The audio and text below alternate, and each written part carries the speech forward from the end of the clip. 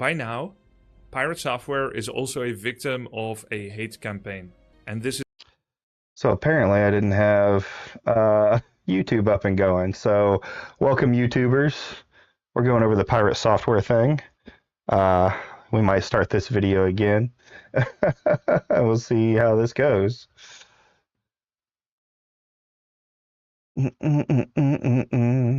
Welcome, welcome, welcome. Again, going over some Pirate Software. I forgot to hit live on the YouTube side, so I've only been streaming on Twitch.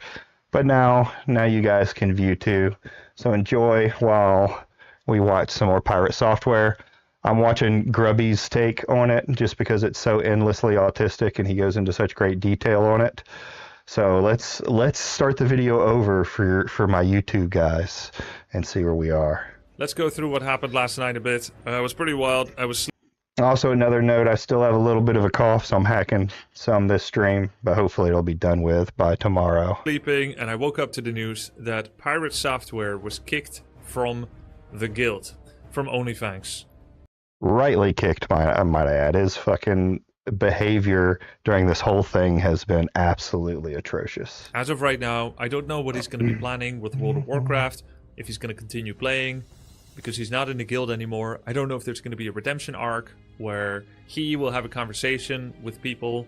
I believe there's a way back, but I'm not sure if he's going to be interested in it. So I woke up to the news that Soda Popping had kicked Pirate from the guild. And I want to kind of talk about what happened, also to people that don't know the background. So I've got a little bit of background. It all started with this moment where Pirate Software was playing with 4 other people in a dungeon in World of Warcraft Classic in hardcore. Basically, they overpulled a pack, which means they were taking on more NPCs than they wanted to. And the call was made to run. They all started running, and Pirate ran much faster than everyone else. He ran much faster than everybody else. It's kind of a light statement. And he ended up not really helping, and 2 people died in-game. So basically, the breakdown is, he had some suboptimal play that was selfish. He said there was nothing he could have done. He then said afterwards, we all made mistakes, everyone played poorly, and the shot caller said run. The shot caller then, by the way, said turn around and fight, but Pirate did not turn around and fought. So it was a bit selective interpretation. And then he said, from my perspective, I didn't feel like I could save anyone else with the resources I had left, even with mana gem and rope cooldowns. Since the call to run was made, I followed the call and I got out as quickly as possible.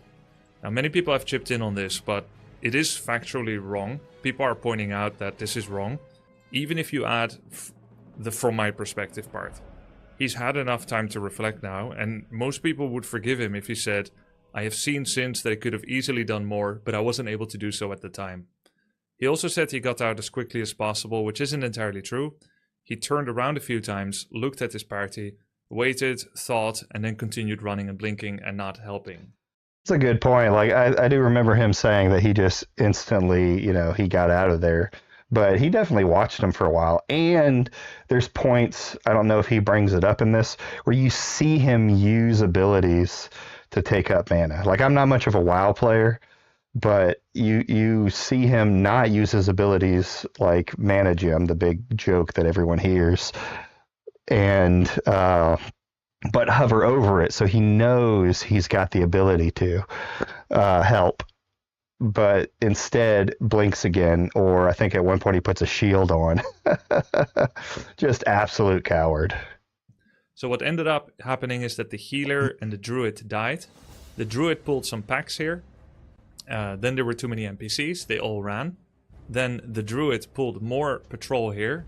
And the healer and the druid ended up dying. So that's kind of the breakdown of that. We have that on video as well, just so you're kind of caught up. Yeah. But before we go on, I would like to talk about who is Pirate Software. He's a very popular YouTuber and Twitch streamer. He gets up to 20,000 concurrent viewers on Twitch. And he has almost 3 million subscribers on YouTube. I also want to point out that if you are one of the people that has sent in-game death threats or out-of-game to Pirate Software or his moderators, you need to stop. You've completely lost the plot. We are talking about 2 things here. We're talking about... I already said it earlier. I don't care about this. This is... Him bringing up that stuff is nothing more than for him to do victim Andy shit. Yeah, people send death threats online. It's just what happens. The chances of something actually happening to him are pretty low. About underperformance in game and a lack of accountability in recognizing that he underperformed, you're completely missing the point if you took this to 11, and you're not doing anyone any favor. You're not helping the people that are critiquing Pirate Software for lying, and you're not helping Pirate Software at all. By now, Pirate Software is also a victim of a hate campaign, and this is a terrible thing. I wish that upon nobody. He's not the victim of a hate campaign. A hate campaign is something that is like actually put together to bring it out there. He's just receiving hate for the stuff that he's done. That's completely different. And most of it is very valid and very light critiques. So many people are just unwilling to, they have to preface it everything with, I like Pirate Software. He's a great, streamer. But because he's just so large, they're afraid to do anything else. At the same time, people on the other side are also a little bit the victim of something much, much smaller, because this started very small. Snoopy and Sarah lost their character, which has anywhere from 150 to 500 hours of investment of time. They are partially rewarded for it because of the fun, the friends they made along the way, and the content they made on Twitch and YouTube. But they've still lost their character, and this can have an impact, because many streamers are looking to get a level 60 character by the time that the raid starts in World of Warcraft, and now their character is dead and they may not be able to make it. Right, so there is incentive to want to keep your character alive.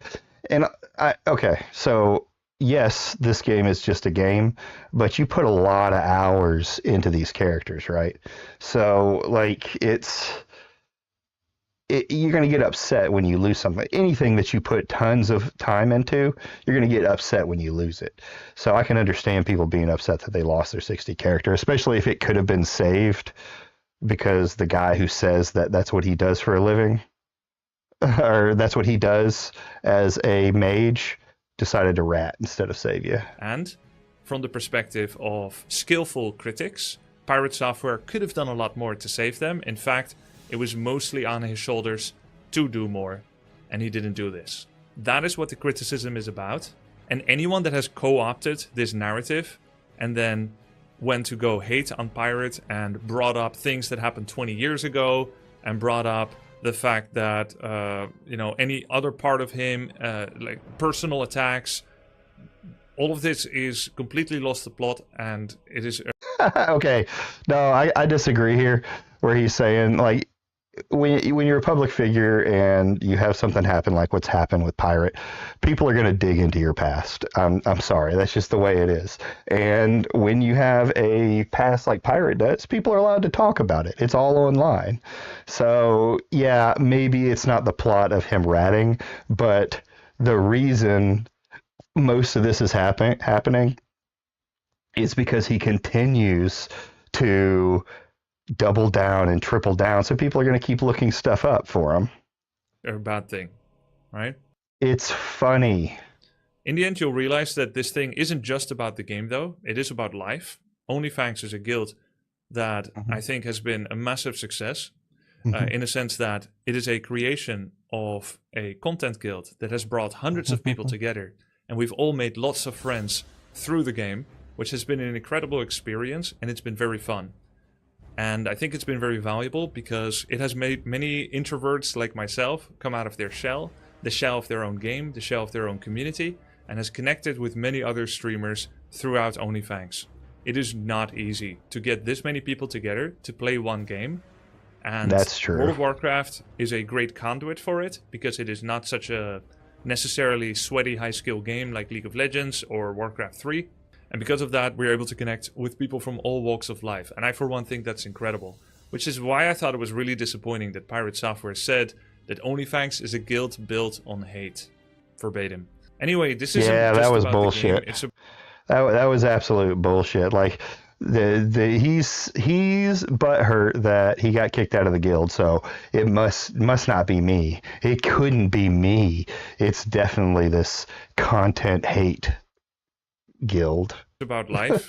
It's not even just about pirates, but it's about everyone that knows a type of pirate software in their life.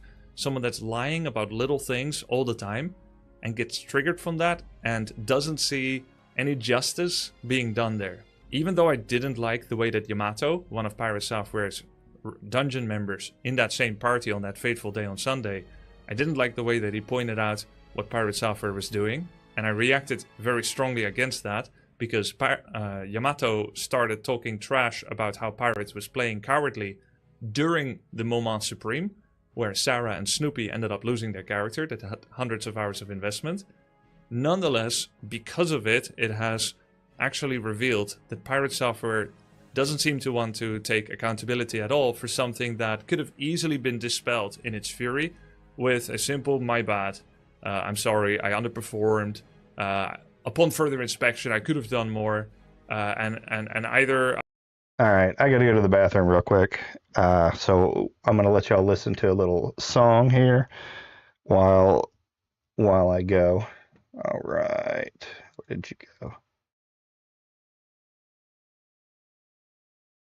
Yo, gather round, let me tell you a tale of a blinking mage whose courage did fail. Dire Maul's the scene, the pull went wrong, and Pirate's loyalty didn't last too long. Mana untouched, his team left to die, but Pirate's out sprinting, blinking on the slide. The tank's holding aggro, the group's on the ropes. Pirate checks his cooldowns and abandons their hopes. Guard Fengus steps in, at swarm the hall, but where's the mage, yo? He dipped from it all. Out of mana! He cried, but the logs don't lie. Mana gem ready, Archmage robe nearby. No blizzard to save, no Nova to freeze, just a roach on the loose, dodging death with ease. The group screaming help, but he's already out. That's Pirates hardcore, just blinking, peace out. He's the Blink King, yeah, the roach on the run. While the group's getting crushed, he's saving just one. Talks big, plays small, yeah, he's flaky as hell.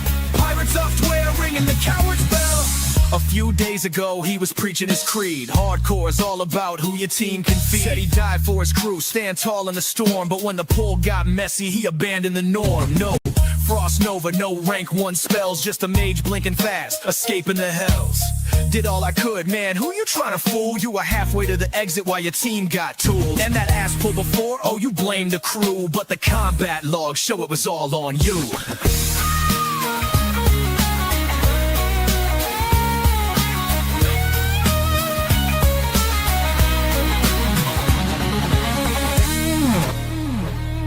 Yo, Pirate, what's good? Where's that big talk now? Moments like this, so I play. You vowed, but the truth hit hard. You crumbled, you bailed, your team hit the graveyard, and your courage just failed. Mana Jim chillin', robes cool down clear, but you saved all your tricks just to disappear. No accountability, just dodging the heat, while the rest of your squad got wiped in defeat. He's the Blink King, yeah, the roach on the run. While the group's getting crushed, he's saving just one. Talks big, plays small, yeah, he's flaky as hell.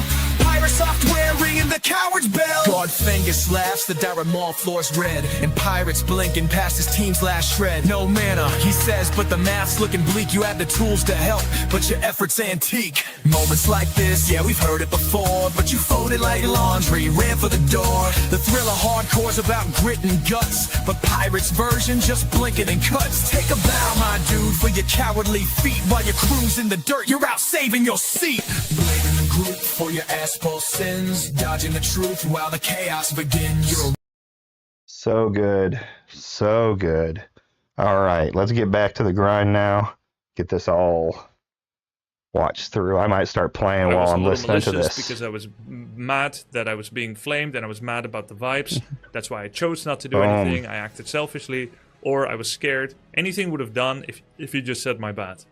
Yeah. If any one of us creators would not have covered this topic at all, we would have done a disservice to the justified anger that people felt that he let other people die that are supposed to be his loyal guildmates. But we are criticizing an act that he did and a behavior that he had. We are not calling for hate. I'm not calling for hate. And if you're hating in that way, you're derailing.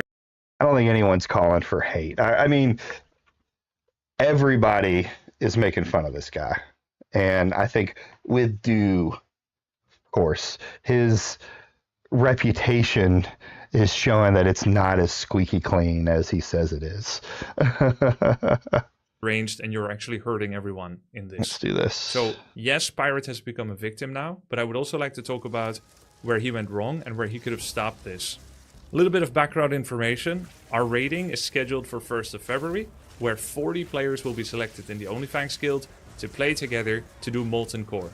Everyone is trying to get their level 60 character, and once you have it, you're trying to get good gear, which is called BIS or pre-BIS, which aka means finding the best items per slot that you can have, best in slot. Okay. And Pirate played Mage.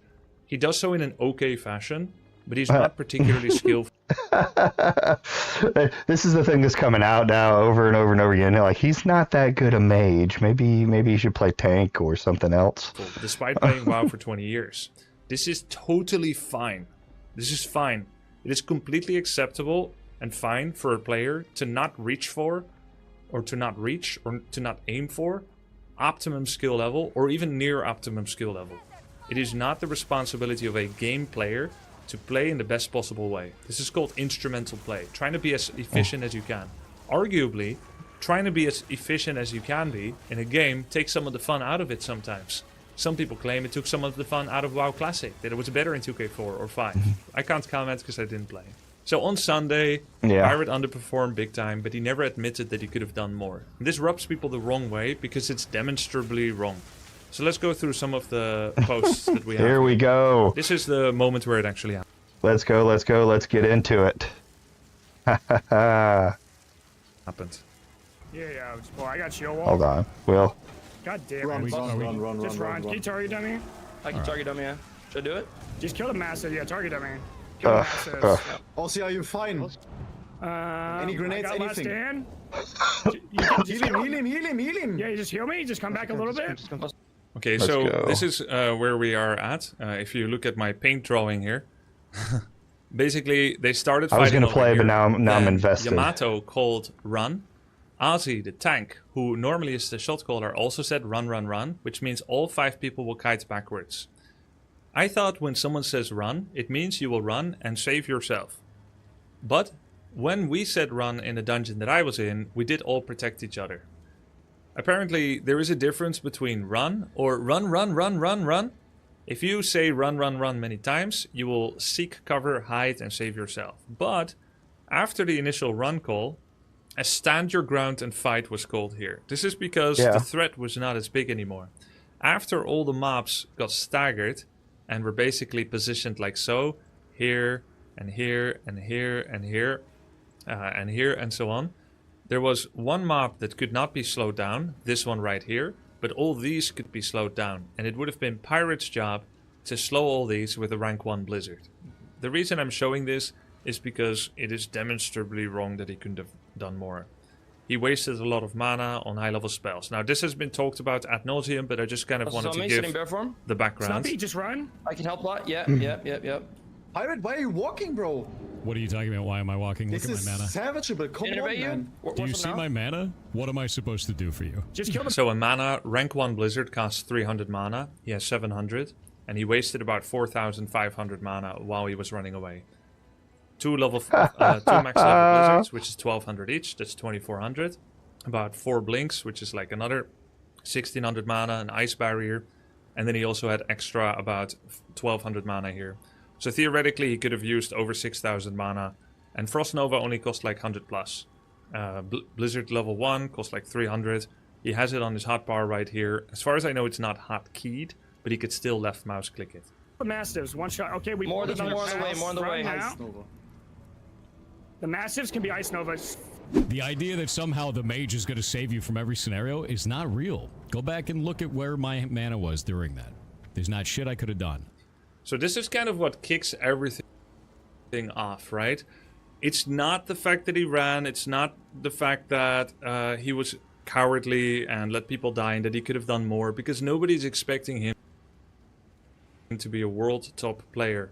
But in actually reviewing the footage, which we are doing ad nauseum because he keeps lying, that's why we keep looking at it, and then you can see that it is wrong. Now, I know what it can look like. A lot of people will be like, oh, it's just a game. Or, why do you guys keep harping on about this? And let's say there's a criticism and there is a denial that the criticism is valid by someone else. But let's say the criticism is valid. You could just let it go, and you can let the person get away with it. That's not usually how humans do things, right? If I say, you left a dirty dish in the sink, you could have just put it in the dishwasher, and then you say, anyone could have put that dish in the dishwasher. It could be you, it could be me, which, by the way, I've been guilty of before. That was me not taking accountability, right? Anyone could put it. If it's so easy, you do it. But this is annoying because it is a denial of accountability, right? It is not a large sin, but it is a denial of accountability that creates irritation. So people understandably bring up the fact that it is demonstrably wrong. He could have done all these things had he been better or more willing to do them, right? So that's kind of the issue with that. But then he goes on record saying nobody could have done anything more, and that's not true. Much I am later, often gaslighted by management and somehow always yielding to the pressure and admitting to a mistake I never did. Okay. I was super impressed with how you stood your ground against relentless bullshit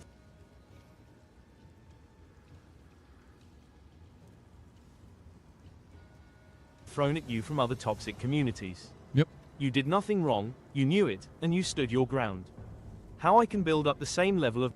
at this point, because I've started questioning his authenticity, I've started questioning his ability to tell the truth, I almost wonder if he donated this to himself, which is wild, because generally I had respect for Pirate, and I was defending him because Yamato's tone was so accusatory that I definitely thought, well, I wouldn't give an inch either in that moment. But I thought with retrospect, with perspective, Pirate would say something like, yeah, I've seen other people show that more could be done, but in the moment I wasn't capable. Still, it would be fine. Listen to it again, it's bait. Oh. I am often gaslighted by management and somehow always yielding to the pressure and admitting to a mistake I never did. Okay. I was super impressed with how you stood your ground against relentless bullshit thrown at you from other toxic communities. Yep. You did nothing wrong, you knew it, and you stood your ground. How I can build up the same level of mental resilience like you. No, this could actually be a supporter. It could be troll, but it could be serious. I think it's a genuine dono, and it could even be... I mean, look, I'm not saying he donated it to himself. I'm saying that because of his pattern of lying about little facts, which is very irritating, I'm now starting to suspect that. I think the biggest thing, man, is Which, by the way, would never happen if he hadn't lied so many times. a lot of people will cave because they feel like caving is going to make the ridicule and bullshit stop. It doesn't. If you know that you are correct, if you feel that you're right in the way that you do things, just own it. And that's a pity because he was not correct. He was not correct. He could have very safely from a distance. I only played WoW for 2 months, but I know that you can safely from a distance use Blizzard to slow down the mobs that were behind the CC immune boss. I think it soured the way that I feel about many of the creators inside of this, because there's a number of them that either weren't there to see stuff happen and made a snap decision about the entire situation, or are currently publicly stating that they're farming it for drama because it boosts their viewership. And that shows me that it's a lot of disingenuous bad actors in there. At the same time, I've met some really cool people through this that are actually fantastic. So he met cool people through OnlyFans, but then later on he says that OnlyFans is built on hate, which is sad because I'm trying to be fair in the criticism of him, in the sense that I think that he's not being truthful about what he could have done in the dungeon, and he's not shown a lot of empathy for the two people that lost their characters, Snoopy and Sarah. But I feel like when he tries to deflect and redirect the criticism, he chooses to put us all on the same lump. Because if OnlyFans is built on hate, then I'm built on hate. And if everyone has a toxic community, then I have a toxic community. But I, just like him, he has a positive community as well. Just like him, I also don't like to build a community on hate and rage bait and so on. So I have valid criticism, but it is being swamped under the most extreme points. Now, the problem is, if you make something that is worth criticism and people critique you, does it mean that when you get a death threat, that all the other criticism can no longer be voiced.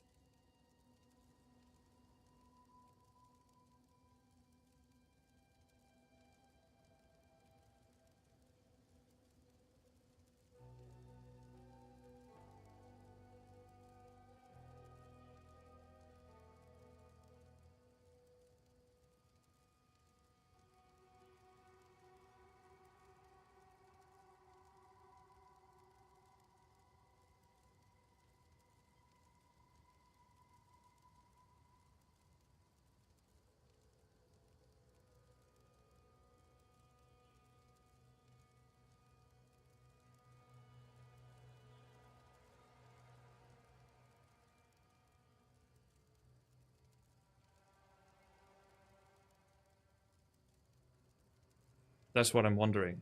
And I had that muted the whole time, so we're gonna say it again. Hold on. I want to say, like, these guys that want to build the positive communities, I get not wanting to have, I guess, wanting to have a positive communities, but sometimes these groups that they get into, and my example is Dream, that if you step out of line at all, if your persona of nice guy slips even a little bit, these communities will viciously attack you because they're not as nice guy communities as you think. We want you to be who we think you are, and when you show that, it angers them when you're not. So, I mean, I can see Pirate having an issue with that. Has he lost followers on this? Probably not. For the most part, especially someone as large as him, you're not going to see. Most people probably don't even notice the drama, but it can be absolutely vicious. I would stick to the commentary communities and communities where people are. You know what you're getting into. I don't mind people who are assholes.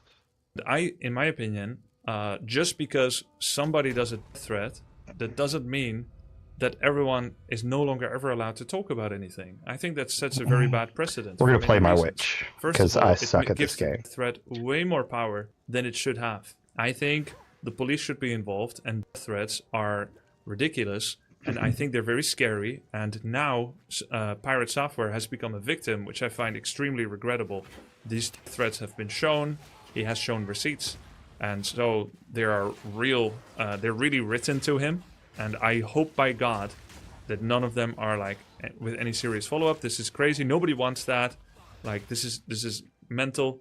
He has shown them, yeah, like in-game whispers where people are saying things like chair and rope and that kind of thing. It's psychotic. But if like I said, there's people like that. Like most of those you can push off. Now, the other stuff that I think I've heard about, like the doxing and the phone calls, like things like that. To me, that's where it's genuinely going overboard for it. But I mean, just someone putting a death threat online, that's so weak sauce for me. Let's say if I did something very terrible and you guys find out about it and you've critiqued me about it in a valid way, if I then do a false flag threat to myself, and that means all of you should shut up, then is that the end of it? Of your ability to critique me? Now, I'm not saying he false flagged this. I guarantee you he did not, right? I mean, I don't know, but like, there's no way, right? The thing is, that would be a carte blanche out of it. Like, it doesn't make sense. It doesn't make sense that should happen. Out of proportion. A little self-reflection and attitude and tone would go a long way. I gave a shit about that at first, and I don't give a shit about it at all now. At this point, we've gotten thousands of bans in the chat. We have bots hitting the chat. We have real people hitting the chat. Problem is you're banning people for things like mana crystal. Come on, bro. Like, not just because you're getting a little bit of criticism and some jokes. Yeah, you're fucking. I doubt all thousands of people were sending you like hate, actual visceral hate. Chat. We've received hundreds of death threats. We've gotten 2 swatting attempts so far. And I really don't give a shit how people feel at this point. And I feel like anyone else in my position would feel the same. So the people who are trying to do this for content, the ones that want to do this as a content play, which is quite a lot of streamers, I don't have That's any respect me. for them. He's talking about me. Get over yourself. And I never will. So everything we do is simultaneously content and not content. Everything we do. I hear this term bandied around a lot, right? I'm doing it for content or I'm doing it for rage bait.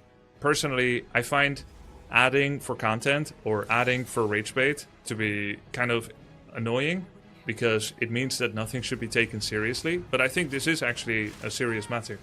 At least it was not that serious, but I was seriously critical of running away.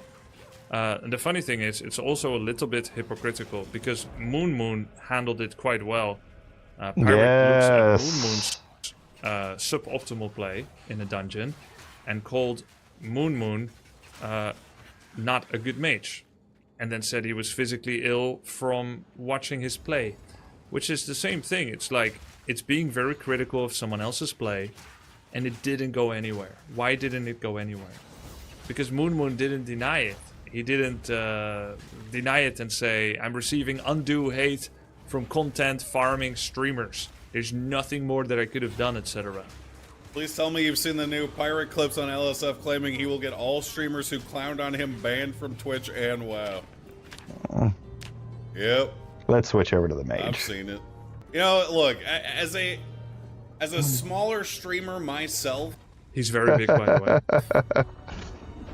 This shit's so crazy. Like he can dish it out all day long, but when it comes to taking the heat, nah. He's a little baby. Little baby.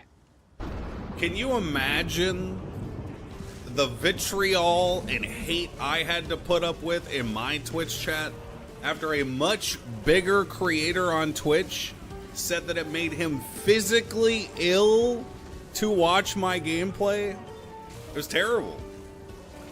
Basic stuff. When I did my first run as a healer in a dungeon, I read my YouTube comments and there were people saying, there was someone saying that it's the worst healing he had ever seen. And I read that and it irked me a little bit because I knew partially it's probably true, right? Because I'm at the beginning of my learning, I didn't get any coaching and I just did healing by myself. And it annoyed me a little bit, but I knew that I was bad. And that's the end of it. And it didn't go anywhere. It's the end of it. WoW players, I think the WoW community has some bad eggs, but I think by and large people are very... So this is with any gaming community. You know, Elon's getting his ass ripped up by the PoE community because there are people who are passionate about the game and there are also people who are just assholes. You have to play this certain way or... you know, you're a shit player, or even if you make a mistake, you've always been a shit player. So that's just, I think that's just a part of games. Forgiving, and people are very chill. People do bad plays all the time, and it's totally fine. I didn't get this deep, stop feeding into it. All of the accounts that are messaging me are getting reported. There's a funny fact about this. I worked at Blizzard for 7 years. This is probably the bitchest move he did, was saying that he's reporting streamers to Twitch. Like he's gonna take down people's channels or get them banned, mess with their income. This is probably to me the worst of what he's done. Years. There's a whole lot of other people there that still know me, and all of these reports are going directly to them. They're well aware of the situation, and everybody who's messaging me, they're gonna get read. It's kind of a dumbass thing to do, and I can't wait for all of them to get banned. It has a little bit of that, my dad works at Blizzard. I was about to say that, which I was just thinking that same thing. Oh, yeah, like, this guy, absolute I've heard bad. ever since the start of playing Warcraft 3 online, it's pretty much never been true. I don't think this is true too, but it's not really a big deal. Then he did a tweet today, this OnlyFans stuff actually sucks. Lots of weird attack posts and people taking it too far. This tweet just came out like an hour ago. Putting everything in one place, washing my hands. To start, here's the response about the Dire Maul run. From my perspective, I didn't feel I could save anyone else with the resources I had left. See, this is him changing it up again too. From my perspective, he's trying to be very thing like, oh well, I couldn't see what I needed to do, and he's doing that so that he still doesn't have to take accountability. Well, I wasn't wrong because I didn't know what I needed to do, even though he stated what he needed to do. Left, even with mana gem and rope cooldowns. This is provably wrong. It's just not true from a technical perspective. Again, not a big deal, you suck at a video game, so what? Yeah. Some of you guys have seen me play Elden Ring, Counter-Strike 2, you've seen me play my first WoW. Even if you've played for 20 years, it's fine. I'm actually getting actively worse at Warcraft 3, because guess what? The time that I was pro was 20 years ago. You make mistakes. It's okay. It's okay. Yeah. Since the I Call to am bad Run at was this made, game. I I am actively bad at this game. So that's just part of playing games, brother. You don't have to be the best man in the room. followed the goal and got out as quickly as possible. But he didn't, though. He turned around a couple of times. He thought about helping and didn't. In every other instance where shit has hit the fan, the shot caller, which by the way, Yam wasn't the shot caller. He hijacked shot calling. Normally it's the tank.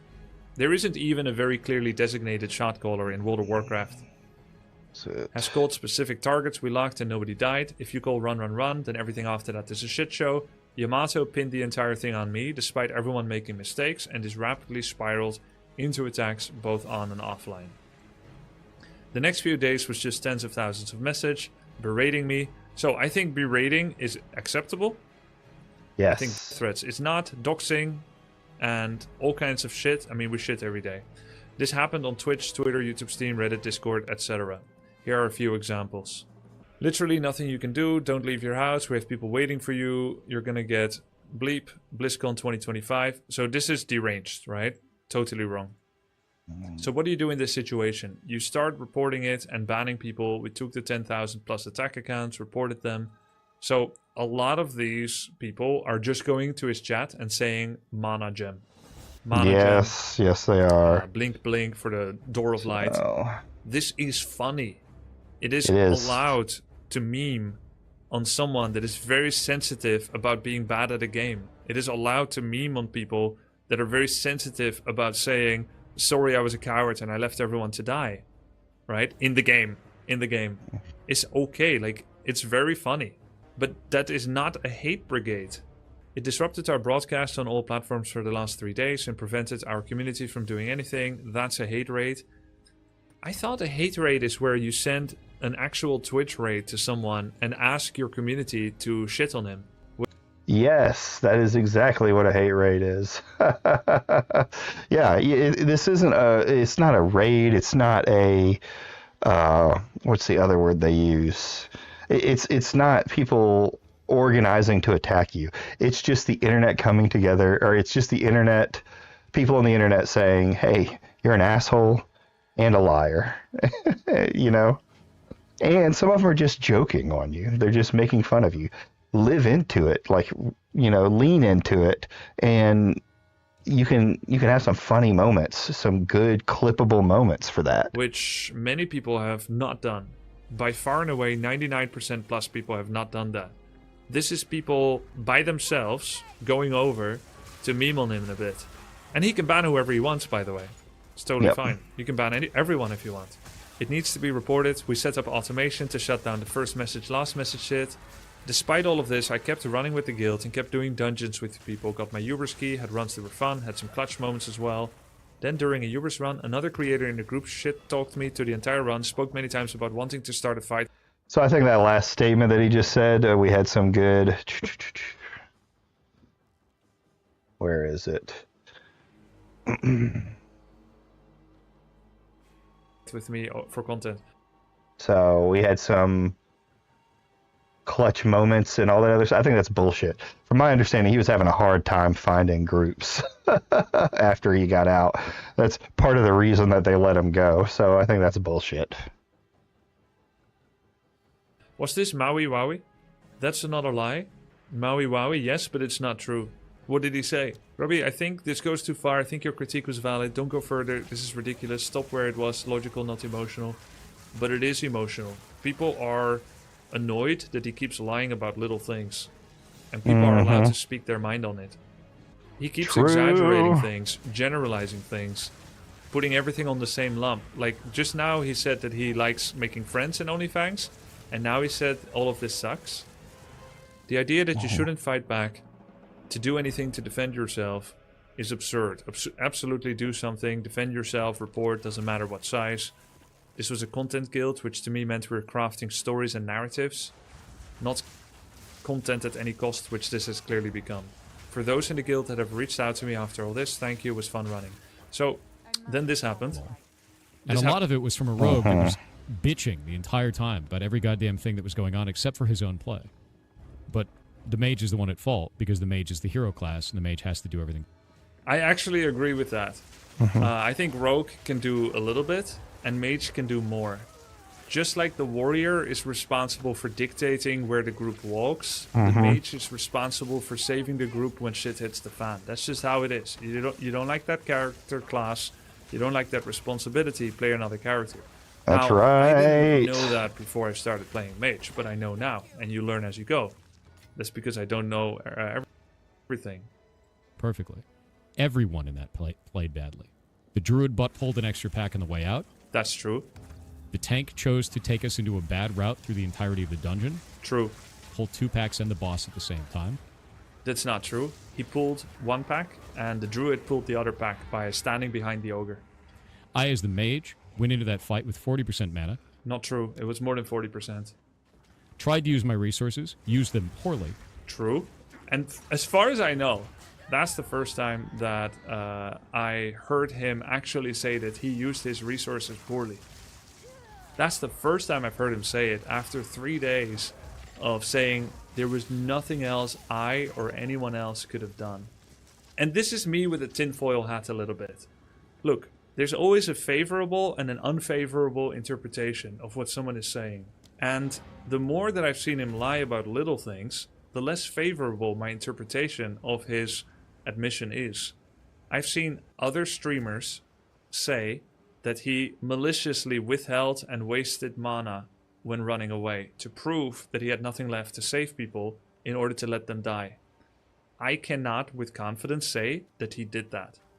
But if he did, then this admission now would basically be the first time that he admits he played poorly and would, by admitting it, deflect away from the malice allegations.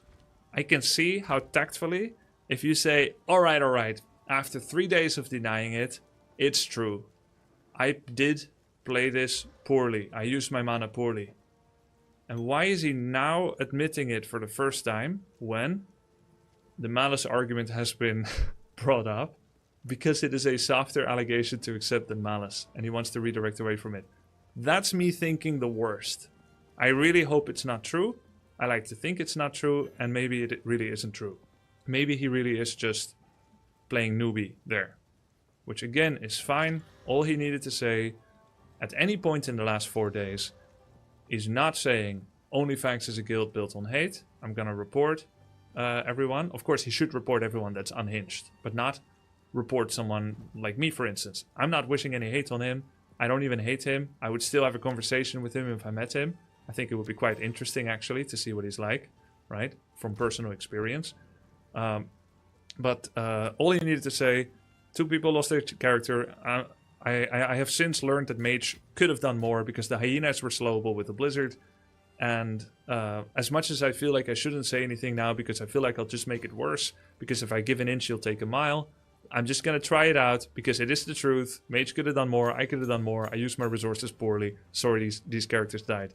He would have taken out 95% of the energy that people have had. He has built... He probably also, if he would have done that, he would have not had people look up as much as they have on his gameplay, his game, Heartbound, and all that other stuff. It would, I mean, there would still be the normal haters, the people who dislike him. Like me, personally, I don't like the guy. But it wouldn't be this big deal where he's got every single person that's out there looking at his stuff. Built this up into a massive Barbara Streisand-esque effect. And there's not a single viewer or streamer that could have removed the energy of the movement of people calling him out on his little lies, generalizations, and twists. Only he could have stopped this. No one else could have stopped it. Even if Soda had said, everybody stop talking about it now, it would still come out, because it's the internet. It's both the best and the worst of the internet. I couldn't stop thinking about it too, because it really bothers me that every time he has a characterization of the situation, it is untrue in little ways. And in ways that serve him. And I think that's just really annoying. It makes him look like he's on the spectrum of narcissism. Now, I don't have a diagnosis. I'm not saying it's definitely like that. And I also believe there should be a chance for a second chance for him. Now, you may say he's already had that because it's been day after day after day. I still don't want him to be cancelled. I still don't want him to be harassed. But I do think there's a way back. I think he does need a break. That's why I think it's good that Soda Popping kicked him from the guild. I think now, within the next day or two, after we've all, basically vented our feelings about this, we can start to move on and focus on other things again. And I think by this weekend, it's Wednesday today, by this weekend, we won't be talking about it as much anymore, except there'll be some memes like, I have 300 enchanting, I don't deserve to die, you die for me instead, or blink to the door of light. This is funny and this should be allowed. I'm not going to ban or time out for it either. I will ban out for personal attacks or hate towards him, right? But if you criticize him and his play or his reaction, I think that's valid. And I hope you will hold me equally accountable if I ever get in this situation. Now, I don't think I'll be in this situation because when I play bad, I'll say, my bad. And when I do something naughty, like when I stole strength stat items from Zaryu in order to vex him, I also had a cheeky smile. And I also admitted it. And I was trolling a bit. Yes, that's content trolling. And, Zaryu got me back a couple of times good as well, where he points out that I'm nearly dying. And it's like, yo, what's up? What's going on? And yeah, sometimes I get into a bit of a fight with someone, like with Peo last night, but we solved it together as well, because a little bit of a crash, pulling it back up. We'll see. Get this started. None of us are beyond saying, hey, my bad. And that's why this got so big. That's why this is not about just a game. We are not being crazy unreasonable to talk about it. We are talking about it, most of us, reasonably. And I think he wants it to die down because I think his ego cannot accept either that he said something wrong or played something wrong. And there is a way where he can learn from that. He needs some break. That's why I think it's good that he got guild kicked. And then he's never going to play WoW again. Like, he's been called out on it. He's not going to jump back in that ring, at least not anytime soon. And he's not doing it to come back as a better person. He's doing it to, once everyone's forgot what a shit player I am, I can start talking about how good I am again later. And hopefully we can welcome him back into another season of OnlyFans if he wants to. I would understand if he doesn't. Or maybe we can all have positive experiences with him in the future. I really do hope for that. And there should be a way back for that as well. What's this? Oh yeah, and this is a reenactment by my friend Deathrow. Let's end on a funny note. Before I show this, some of you may not have seen this yet. Before I show this, let's see. Is there anything else I want to say about all this? Yeah. I want to read you the message of how Pirate got guild kicked, which I read when I woke up. Soda Popping, quote unquote. Yes, I made the decision to kick from the guild Pirate.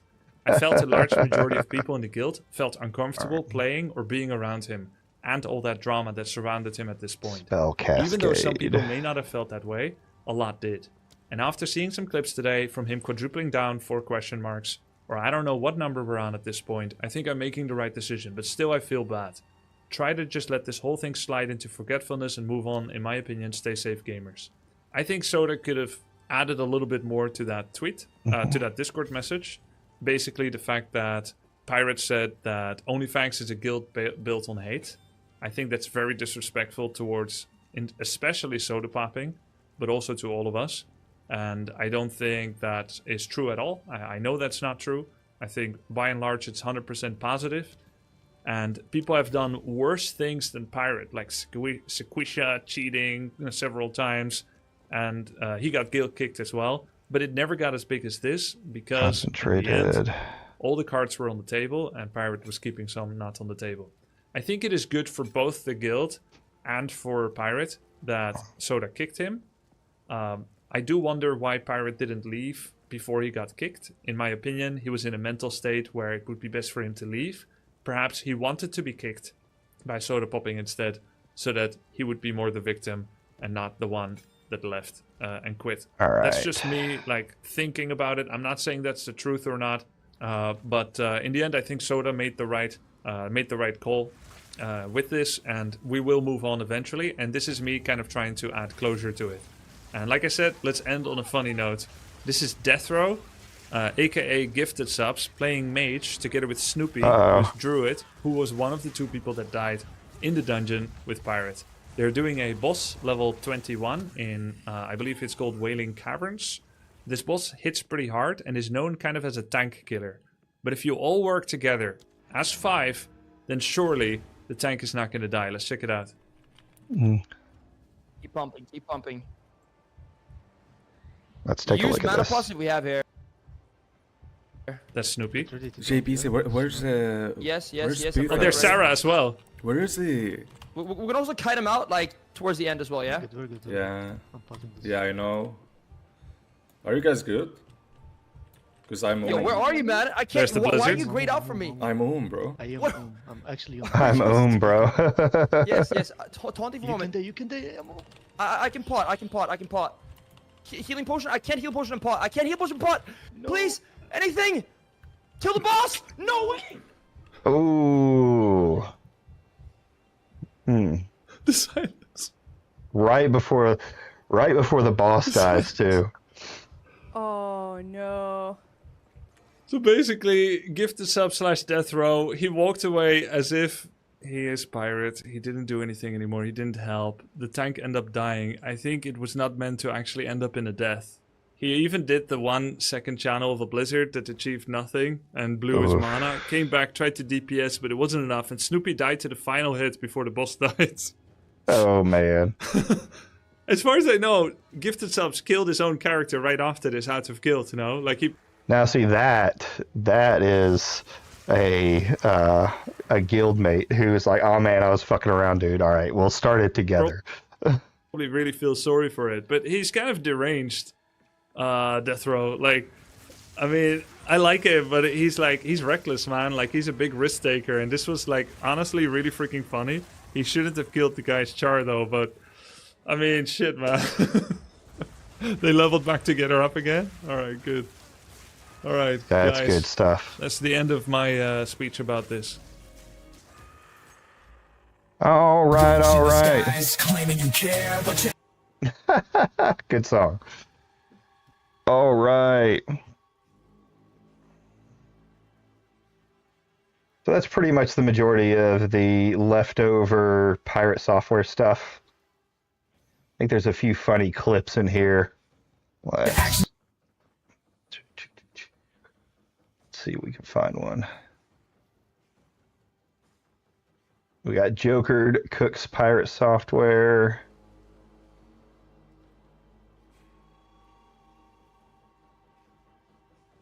Straight up, bro, this dude. I honestly fuck pirate software. Like, straight up, bro, this dude is a complete fraud. At least in the WoW space, I don't care if he worked for fucking Blizzard. The guy probably made fucking coffee for some devs. I don't even believe for a second he coded anything in this game. I don't dude. Nothing at all. All right, bro. Guy probably fucking was interning there for a week. I'm not gonna believe a word that comes out of his mouth. I don't give a fuck. Nothing at all matters that comes out of your mouth from this point onwards to me because of how you acted yesterday. And that's the bottom line. Alright? Maybe some fucking 90 IQ retard over on fucking YouTube Shorts will believe it. But over here, buddy, we got a fucking brain.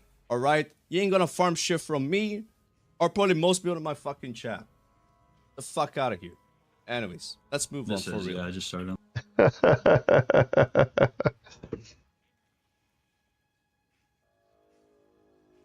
What else did we have? we'll do this last one, the hot dog clip. That supposedly this is his real voice. That he's either using some kind of voice changer. I heard someone talk about like getting close to the mic could let you sound like that. So this is what we're claiming. I'm gonna have to peel my hot dog. I have to peel it. Every good hot dog needs to be peeled. Every good hot dog needs to be peeled. Jesus. You see, now that I've peeled the hot dog, it's ready to eat. Look, a hot dog is That's about right. to be eaten by Thor. It's ready Let's to eat. demand he smears ketchup on his face. I'm gonna have to peel my hot dog. Jesus. So that's pretty much everything. He quit WoW. He's done all that other stuff. So let's see. So recently, if you're into the woke, anti-woke, the culture war stuff, Melonie Mac has put out a video that her side of the argument is not enjoying at all. Not enjoying at all. So we're gonna listen to this video. Where is she at? So she. Where am I going? Here we go. Here we go. Okay, so this video has been a long. Wrong area. Let's get you over here.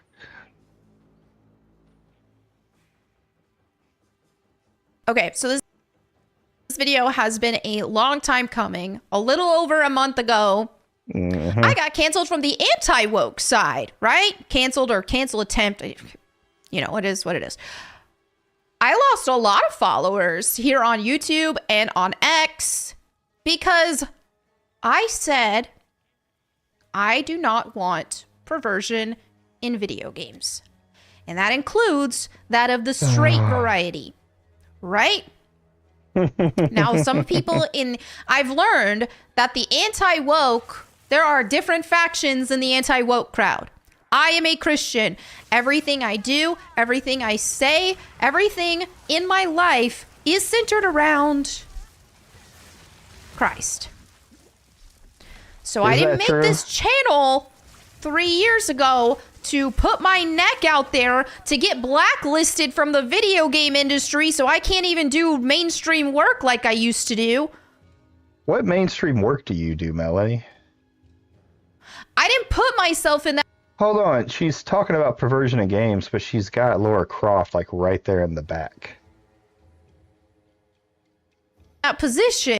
Like Laura Croft is one of the most sexualized gaming girls, gaming characters out there. That's just, I don't know. That seems a little bit crazy.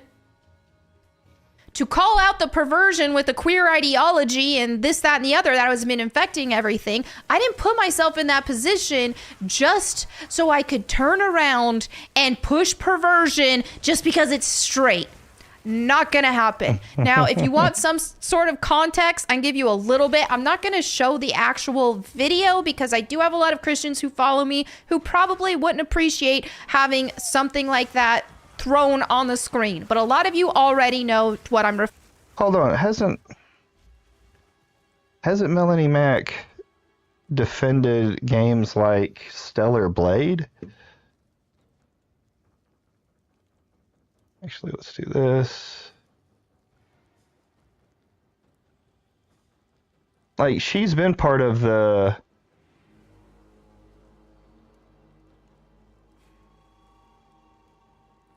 anti-woke movement, right? The what is it called? Making the uglification of women. Yeah, we know about all this. Let's go back.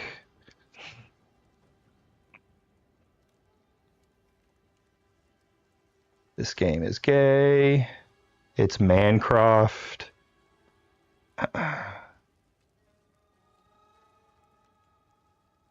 Pretends to be shocked. Maybe I'm wrong, but I thought she has defended Stellar Blade. Let's see.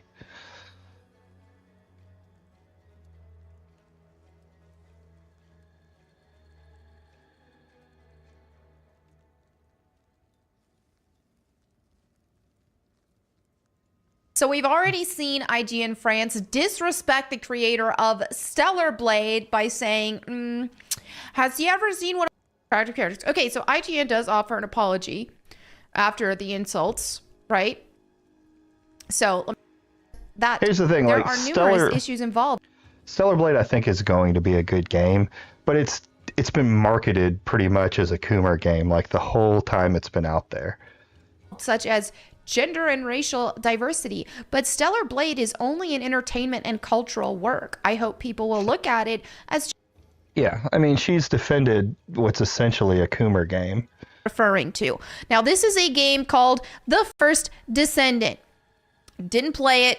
Didn't really comment on the game itself. I commented on the material that was presented in question. And the material that was presented in question of the tweet that blew up and got me so much backlash and hate and saying I was betraying everybody was a video of a character dancing and shaking her butt in a thong with the camera focused on it. Again, I'm not going to post it just out of respect to my fellow Christian viewers. And I know some... I mean, yeah, sex sells, so I'm sure they did it. I don't think the Descent failed because of that, but sure. I mean, you know what your audience is when it comes to like the anti-woke. There is no nuance or anything like that. This is how it is. Some guys are struggling with pornography and they don't want to see that because of that reason. Not only was I grossly misrepresented and told, oh, what are you talking about? You're being a prude because this character was 80% clothed, huh? Funny that you want to use those words. Oh, but she's 80% clothed, even if that includes nothing on the bottom. It kind of doesn't matter. Almost don't pretend. At least don't play stupid with me. Don't pretend that there was not lustful intent with that video. Melonie, come on now. I mean, yeah, that's probably part of it. But this again, it comes down to the group that you work with.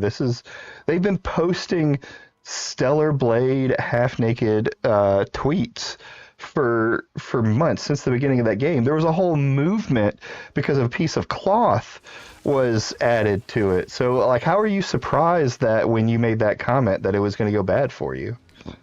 And that is not what the intent of the whole question was, right? Because here's the thing. There is a side of the anti-woke that are like me and are like, hey, I don't want perversion in our media. I don't want this to seep through our mainstream media. When they ask the question, is this what gamers want? No, I don't want that. Just like I don't want the queer stuff and I don't want the gay stuff. Right? I'm not forcefully taking this stuff out of existence, but I am shaming it. Just like I do the gay stuff. Because it poisons society. So I do the same thing with this. Now again, people are like, oh, well, what about... I'm like, I didn't say. My only experience with this game that I have seen has been people posting cleavage shots, butt shots, and camel toe shots. And the question was, and there's another side of the game, your anti-woke side, that says... I died. That have been against the queer stuff with us, with me, and why perhaps they think we're on the same team is probably because we agreed on this. So they were loud and proud speaking against the queer stuff, but it's like, oh, wait a minute. You weren't against the queer stuff for any sort of moral I just coughed right into the camera. I mean, no, they haven't. They I don't even know how to explain it. Like, no, they want the games to be the way that they believe they were when they were a kid, right? Unfortunately, there's a huge group of people that are in the anti-woke that think that's all Coomer games, and that's not the case, you know? reason. You were against the queer stuff because you weren't attracted to it, but you still want something equally.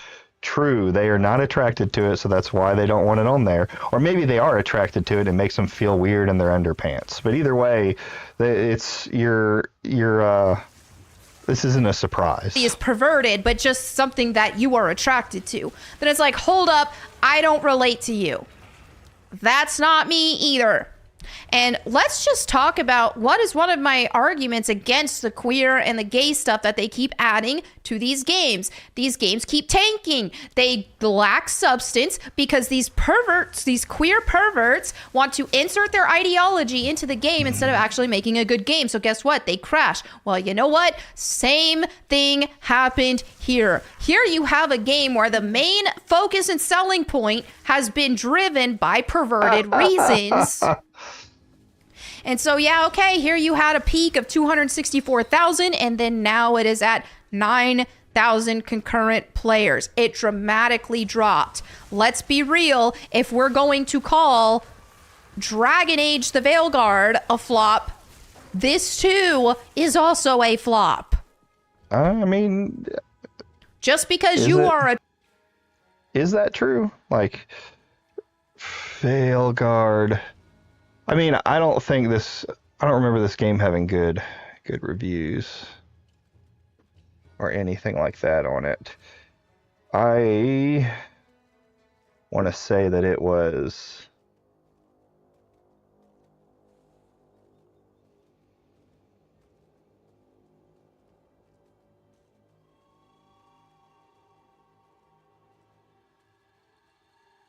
Let's see here.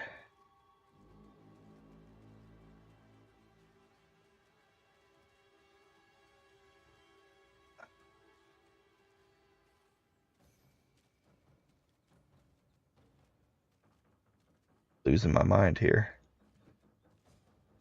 We'll look at it in a minute, but I mean, this may be good for this company, this game. I don't know. I mean, I guess it got an all-time peak probably from the marketing. Maybe the game's not that good. I remember they're having problems. Maybe we'll go watch a review sometime here soon. Attracted to it doesn't change the fact. And as a gamer, I keep seeing the gaming industry and video games as a whole hijacked by perverts, people who want their ideologies in the game. So when you have the gay stuff, you also have another branch of perverts, who the gooners, if you will.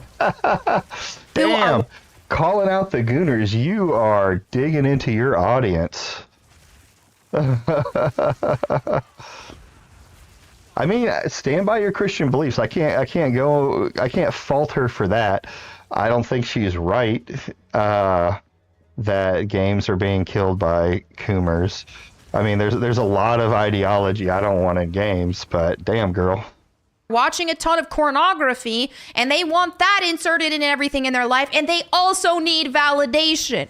You know how the alphabet community, LGBT, all that kind of stuff, you know how they're always screaming for validation. Not only if you are against them, if you are against their ideology, they want to crucify you. They not only need you to just be like, oh, whatever. They need your validation. And they can't cope with you being against it. And I have seen this same vitriol with the Gooners after Goonergate. So I not only, like, What is Goonergate? Is this the Stellar Blade reference? They want me actively promoting this stuff, or I have betrayed them because I am against it. They need validation for what they're doing and what they're promoting because it's perverted. And they deep down, some of them may be in a more reprobate state, but deep down, you know it's perverted. And that's why they need the validation. That's why you have to have pride parades for gay people and troons, people cutting their body parts off to try to pretend like they're the other gender. That's why they need whole parades. That's why they need a whole month to celebrate. That's why they need to see it plastered all over every store in the month of June, because they have to work so hard to create enough validation that will overcome the sense of shame that they feel deep down because they know it's wrong. And so you have that same demand from these gooners to create this more validation than the shame that they feel for being pornography brained. Now you have certain certain people who know that it's wrong and they're trying to do better. And hey, God bless you. Read the Bible, seek Jesus. Only he can help you. And I say this to the queer side as well. And I have the same stance on queers as I do these gooners. Is that, hey, ooh, see, you're picking the side of fighting against both of them. So I guess welcome to the middle. Welcome to, well, you're a little bit more extreme on yours. I don't mind some sexual content in games. I think it's okay in an adult game. But I mean, welcome to the middle where all of us just want both sides to go away. Yes, what you're doing is shameful. Yes, I think this stuff is shameful and I don't want it in my entertainment because it's shameful and it's hurting society. It's disgusting and it's perverted. No, I don't want it. Do I think that people participating in these activities are losers? Yes. But you know what? It doesn't mean you have to always be a loser. Have I ever been a loser? Have I participated in activities? That's a risky comment to make there. I'm sure there are a lot of people who think you're a loser. I've heard people talk about your age, which I can't say much on my side. I'm 40, just starting my YouTube and streaming career, but I wouldn't put it out there for people to comment on. Activities that made me a loser? Yes, but I have sought Jesus Christ and I walk with Jesus Christ, and it is walking with Jesus Christ that gives me the strength to avoid and to overcome temptations that if I were to succumb to would make me a loser. Okay? So that's the thing when I talk about the gooners, all this stuff. It's not from a place that you're never going to amount to anything. But it is from a place of, hey, what you're doing. So you're trying to speak like people are going to listen to you on this, and it's not the case. There's no nuance with this subject when it comes to the Gooner media and all that other stuff. Yeah, you have cultivated this audience to be surprised that they don't like your overly Christian takes that have always been a problem when it came to the gaming industry and movies and everything like that. Like, it's just so hard for me to believe you're suddenly this shot up about it, right? And what you're promoting and what you're normalizing and what you want normalized in society and in video games in general to desensitize people is perverted. It's hurting you. It's loser activities. Now, there's all these whataboutisms. What about Lara Croft? What about this? Don't pretend. And so you're either coming from bad faith or you are delusional because you are so desensitized from women because you watch so much pornography that you can't even see a woman without thinking of pornographic things. Lara Croft, she's created with a curve. Okay. Lara Croft is a big-titted woman wearing short shorts and a wife beater. Her whole image is sexualized. Like that was, and yes, it was triangles and polygons and all that other stuff back in the day. But that's what she is. Like, it's your favorite game, I get it, but you have to understand that when they dress a girl like that in the gaming thing, is they were going for the sex sells mentality, right? So, I mean, that's a bad argument. Curvy body type. Curvy women exist each and every single day. There is nothing wrong with that. And the reason why the woke side tries to remove female curves is not for the intent of even purity purposes, because women are curvy. That's reality. Not every woman is curvy, but there are lots of women who are curvy. And so when you have a character with some level of exaggeration of those curves, then it is exaggerating their femininity. There's a difference between exaggerating the femininity of a female character versus exaggerating the character for entirely lustful purposes. Now, Lara Croft was a character who was curvy, feminine, but you play those classic games and you show me anything that was lustfully intended. Just the way she dressed was lustfully intended. Like, what are you on about? There are plenty of games that were Coomer games back in the day. Like, what was it? Oh, God. Dead or Alive, the volleyball edition. There's, even in Metroid, you could get to the end and then you could put in a code do a cheat. I don't remember how to do it or what to do it, to be able to play the game in a bikini. Like, these things existed. They've existed in games forever. Your games aren't as Christian as you think they are. Right? Show me anywhere where Lara Croft acted like a slut, because she didn't. Show me anything, because it's not there. Tomb Raider has substance as a game. The character design was really good, artistically speaking, and aesthetically pleasing to the eye, but was not created in a way to incite lustful intent. It was, here's an attractive character that you can acknowledge as an attractive. That's just wrong. Like, she may not have done anything like that because they wanted to keep the rating, within the bounds of it, but she was designed to look sexy. There's nothing else to that. The character, but it wasn't created for lustful intent in the same way that a game that, here, let's pose this game where with the characters are all wearing lingerie. Like, excuse me, that is not the same thing, and you know it. Be genuine for once.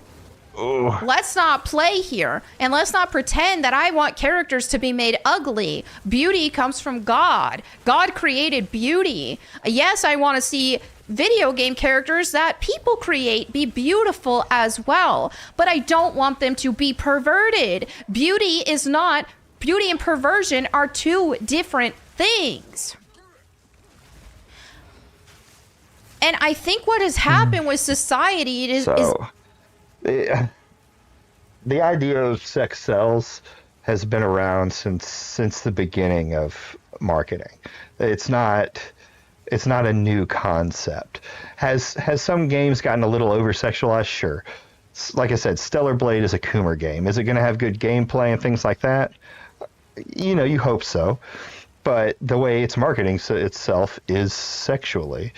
Lara Croft was marketed pretty sexually in the way she's dressed. They could have put her in long brown pants and did like an Indiana Jones looking thing, but they didn't. They put her in very short shorts, big guns, huge knockers. It is what it is. It has promoted perversion. It has celebrated perversion. We've had this, live and let live type mentality. Don't kink shame. Don't shame people's sexualities. They made up an entire concept of sexuality that isn't real. God created woman for man. That's it. There's no other sexuality. Anything else is a perversion of God's creation as per the Bible. And you know what else is perversion of God's creation? Is when you're substituting, if you're, I'm going to use a male as an example. If you're substituting a wife for a pixels on a screen, that's perverted. Your sexual gratification is supposed to come from your wife. And if you are seeking alternate sources, seeking those sources for sexual pleasure, you are acting in abomination and perversion. Oh, Melonie. Simple as that. And anything that is created with the intent to make you do that is the same. And I ain't just here saying it's just guys doing that. Women do that too. There are actual Gooner games for women. I have seen them. I have seen people post them on a back. I mean, you could also mention the books, but Melonie. Actually, no shame. There are games that's usually of the romance novel variety, and you have a bunch of male suitors, really attractive male suitors who more so you're not going to see as much.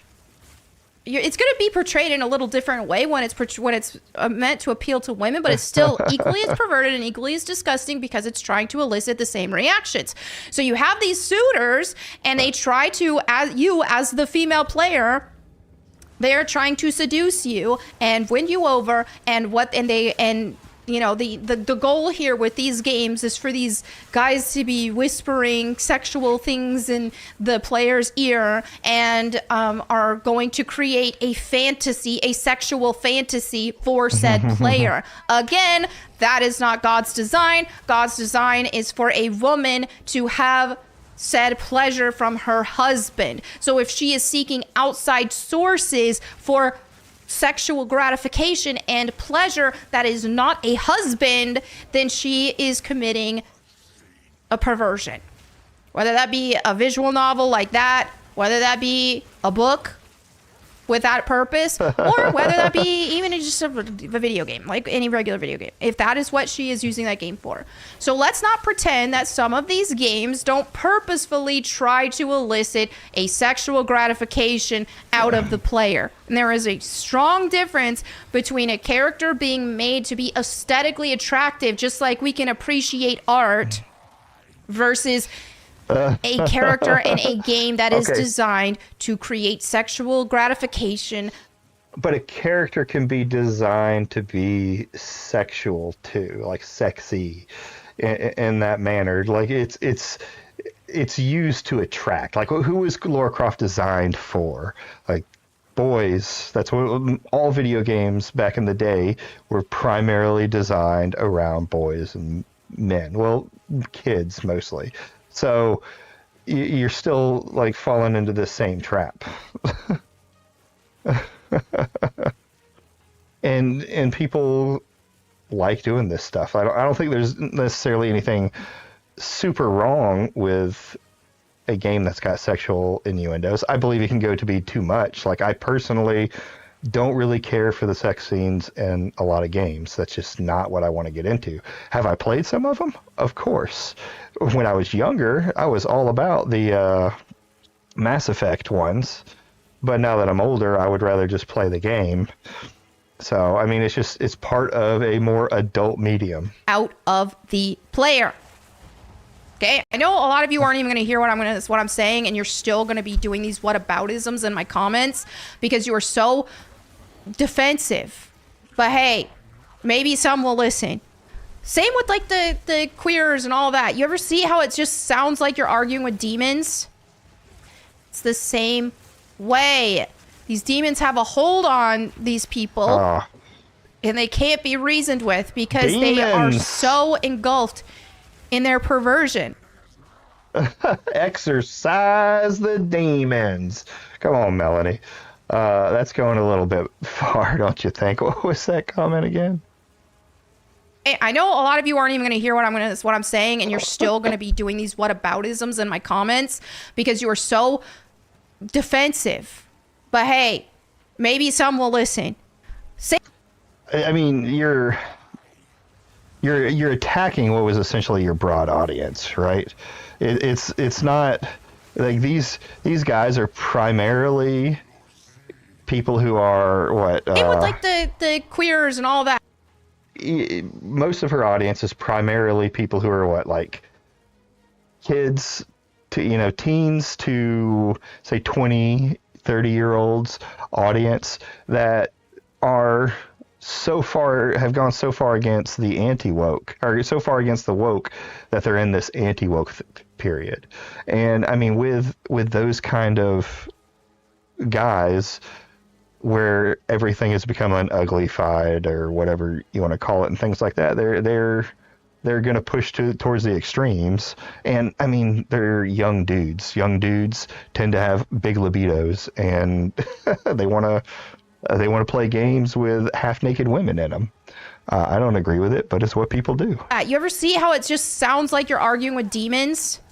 It's the same way. These demons have a hold on these people, and they can't be reasoned with because they are so engulfed in their perversion. And what they don't realize is that I don't know that calling your audience demons is probably the best way to go. Just a little tip. The satisfaction they think that they're getting out of their perversion is just self-destructive. It's like you want to tell somebody to stop doing drugs because they're hurting themselves, but they cannot hear it. And it is the same thing. A lot of these gooners that are mad, and it's crazy. A lot of these gooners that are mad at me because I spoke out against, no, I don't want this. That doesn't fix the gaming industry. People think that, make all these characters naked, make them all naked or half naked or in lingerie, make all the female characters in lingerie, and that fixes everything. No, it doesn't.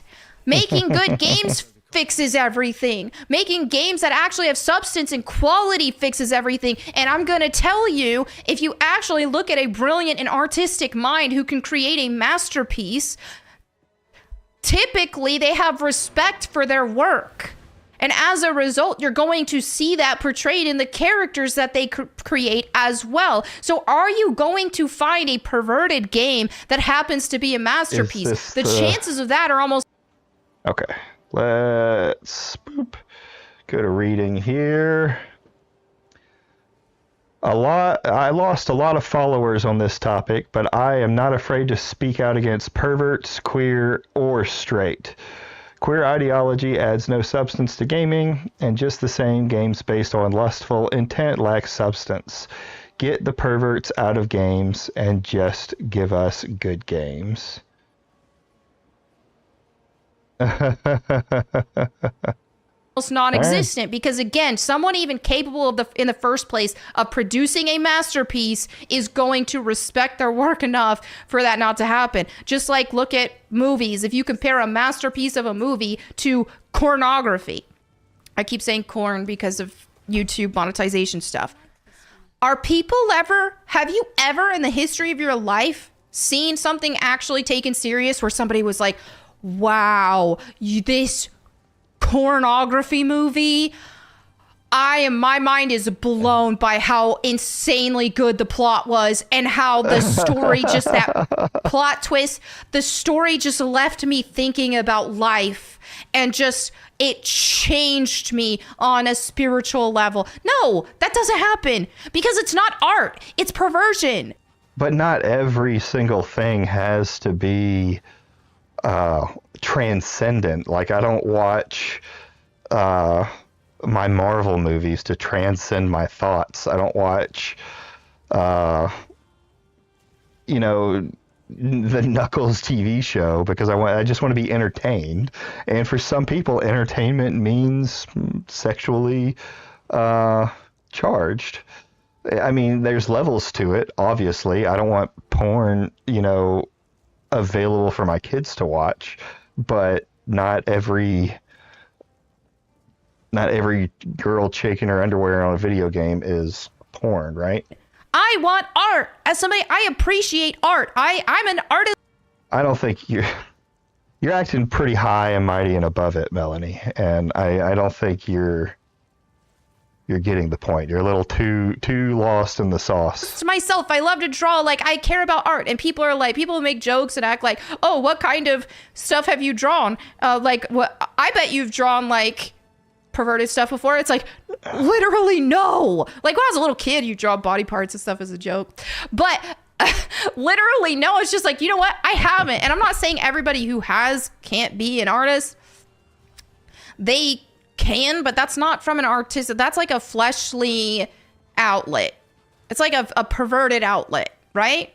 But when it comes to actual art, fine art, and I am I can be a bit I don't want to say an art snob, but no, just a snob, right? Especially my work with it. I'm not saying that my work should be hung in the Smithsonian, but I'm just saying the amount of pride that I take in my work because I genuinely care about art.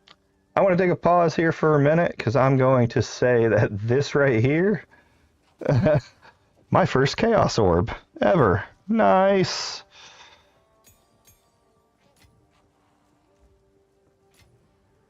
Right. So I just wanted to stop and say that, but we'll go back to listening to Melonie crash out. Art.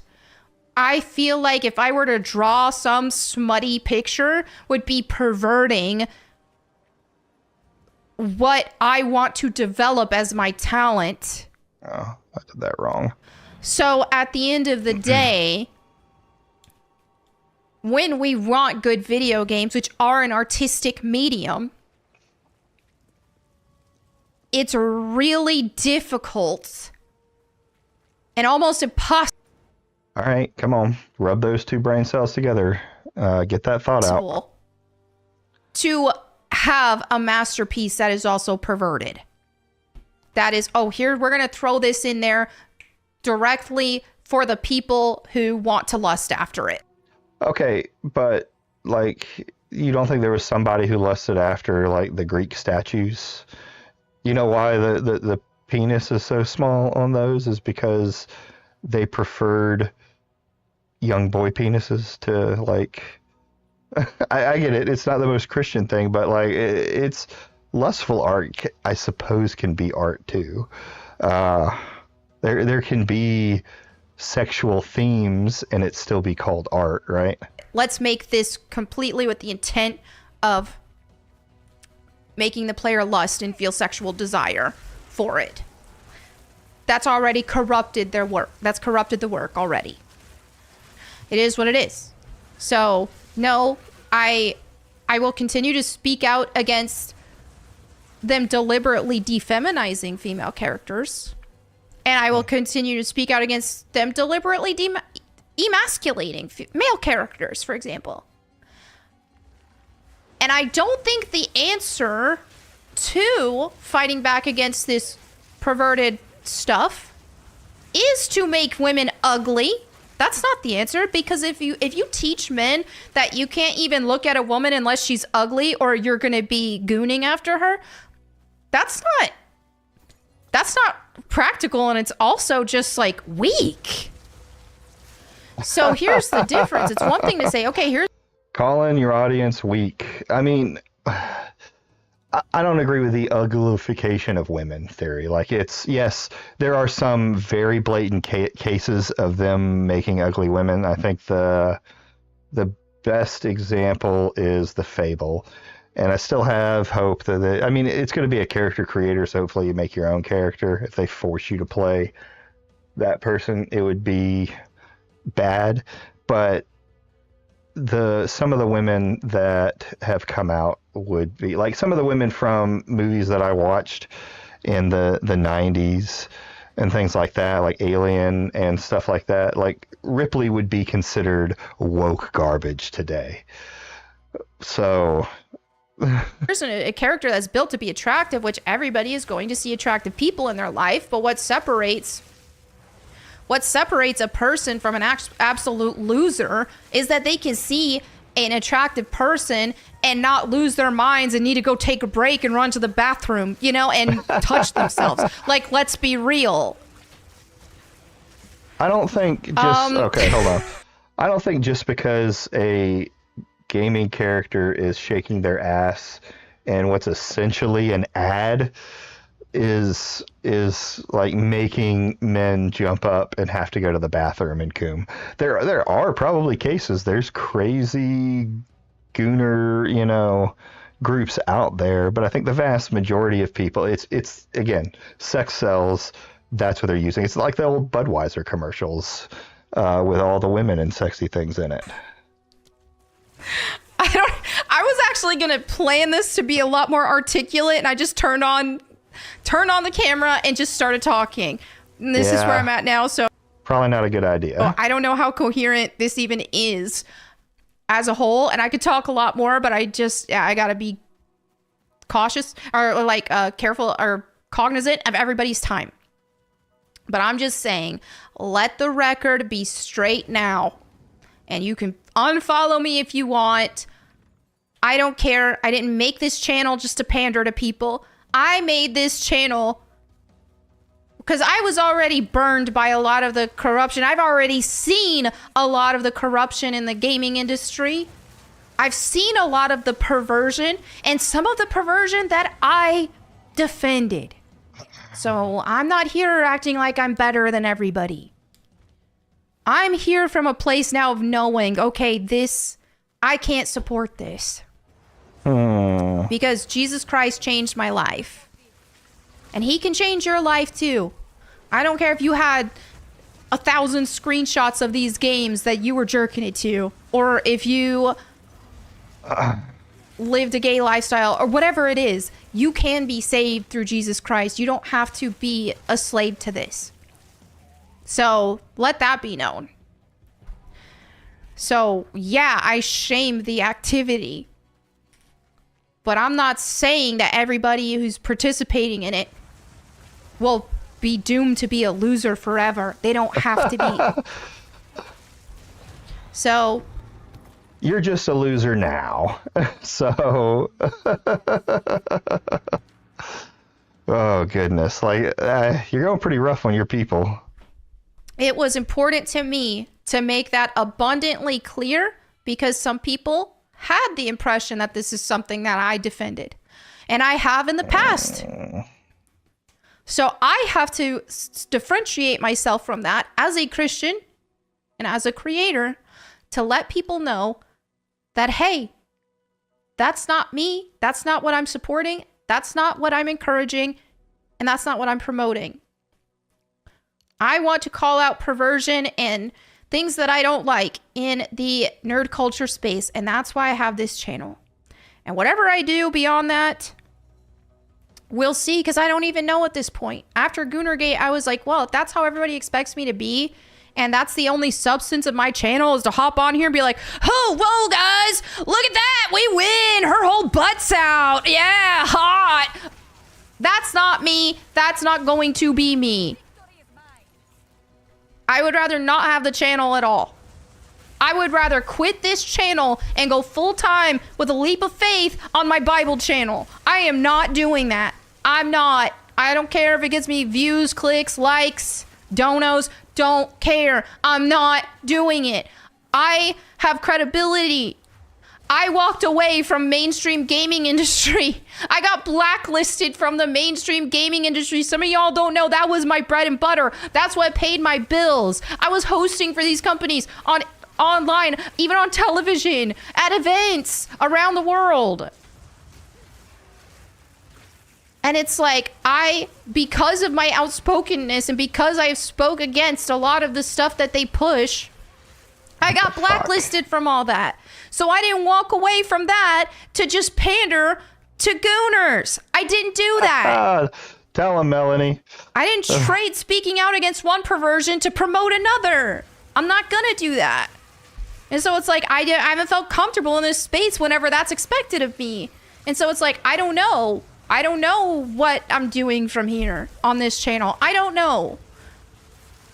Because I've just not felt the most inspired when it's like, wait a minute, is this who I'm supposed to be encouraging? So, yeah, I'm going to be trying some different things on this channel. I'll still probably react to certain headlines and gaming news that applies to me. Like, oh, wow, we got a new Tomb Raider announcement or something. even if I hate it, oh, look what they did. They made Lara Croft ugly. Like, I will speak out against that. But I really do feel like there's maybe a different direction I'm supposed to be in, and we'll see what that is. Maybe it's not completely just focusing on Bible channel. If it is, if God called me to that, I would do it.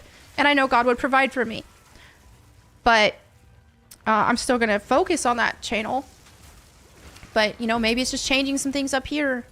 I kind of want to do some content like where I actually put a lot of editing into it and talk about a lot of things that, from my perspective, that require editing and more focus and than just turning on a camera and, you know, just talking for 10 minutes or in this case, almost 30. So I don't know. And if that's the case, then it'll be less uploads. You know, I'm not gonna be able to upload 5 days a week as I used to. But we'll see. And so just, you know, I ask those who are supportive of me to pray that God would guide me in the direction that I'm supposed to be, because I do feel like I'm at a turning point in this right now. Because it's like, wait, So I kind of feel like she's feeling some guilt for, like, this is post-nut clarity, where she's realized that the group that she's been in bed with forever doesn't follow the beliefs that she believed she was falling into. Or maybe, you know, she got too into the grift that it started to wane on her. I'm not sure exactly where this is coming from. I mean, if you're trying to switch the channel to do whatever you want to do, just know that you're probably gonna lose people on here. Let's see. Melonie, you were defending Stellar Blade, and you have defended Lara Croft, and the first descendant is tame compared to Stellar Blade. You have been very hypocritical. That is what people have a problem with, and may I point out, Lara Croft was featured on an old Playboy magazine cover. People try to bring it up to you, but you lied and said that it didn't happen, but when someone did bring it up, the actual picture, you didn't respond. So, I mean, that's the thing that was going on too. Like, the female characters back in the day were very sexualized in a lot of ways, and there was nothing wrong with that. You know, we're kind of getting into a realm where it's gone the completely opposite direction, that they have to be hideous sometimes. But then there's characters that they're just women, and people act like they're hideous or whatever I want to say grift, but it's pretty much the word for it, to grift off of the games. So, I mean, post-nut clarity. I don't know. So, anyway, thank you all so much for hanging out with me and hearing me out. Probably going to get some people hating and who didn't listen to a word I said and who will have these rebuttals that I already even addressed in this video, but because they didn't listen, it is what it is. That's probably going to happen. But let it be clear, I stand with Jesus Christ, and I will not be allied with perversion. And I don't care. Oh, what about your friend here who is? What about I don't care. I don't care. I can still love them as people, but that doesn't mean I'm going to be promoting the same things that they're promoting. It is what it is. So, what about what you said here and again? I don't care. I don't care what I used to believe. I was born again. Was she born again I'm being recently? sanctified. Each and every single day, I'm still growing. Somebody asked that, and now that I even mentioned that, somebody asked that on this thread. They pulled up screenshots. People, oh, she's just a grifter because look at this. Look at this. In 2018, she was defending lesbians in this game. Okay. Yes, I did. And then we have this question. What changed the past few years since you were defending queer ideology? It's simple. Jesus changed me. The word of God changed me. If we want to sit and argue beyond that and just argue about personal beliefs, like, that'll never end. So, oh, well, then you must follow the Bible better than 99% of Christians. Well, and as I said here, most people who claim to be Christians don't even read the Bible at all. True. I can't even tell you, even with this Goonergate thing. Well, I'm a Christian and I support this. And I look at their profile and all it is digital pornography. I'm a Christian. Hilarious how you can say, and you know what? I've been there, because not doing that, but I have been there where I used to be, oh yeah, I'm a Christian. I think that might be the problem. But I was living in a way that wasn't biblical. Or I was supporting things that wasn't biblical. Yeah. So easy to call yourself. Definitely a change of heart. I don't know if she recently became Christian or if she recently had a big Christian awakening, but now we're feeling guilty for a lot of the stuff that was being done ahead of time. So it's going to be a big change for her. She definitely won't be able to stay in the anti-woke group. There's no room for nuance or anything like that within the group. You either speak the message or you're the enemy. It's the exact same as with the woke community. So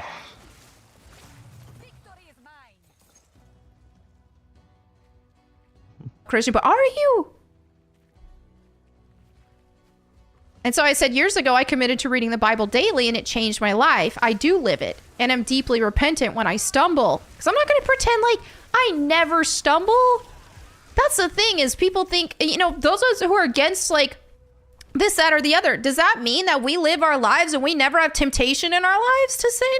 Does that mean that we don't even have those same carnal desires? No. Things like lust, gluttony, anger, hatred, all these things are carnal desires that most people feel. But it's different when you act on it versus just feeling it. And that's why you can't get past this stuff on your own.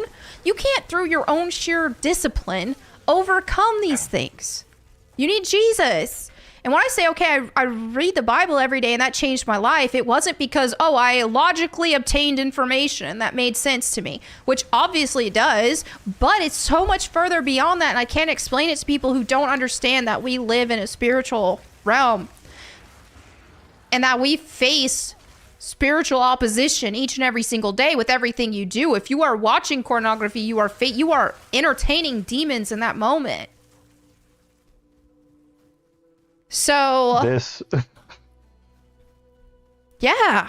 So that's the thing, is when you fellowship with God and you read the Bible and you tell yourself, I'm going to read the Bible every day without exception, that is you actively pursuing God with the intent to grow.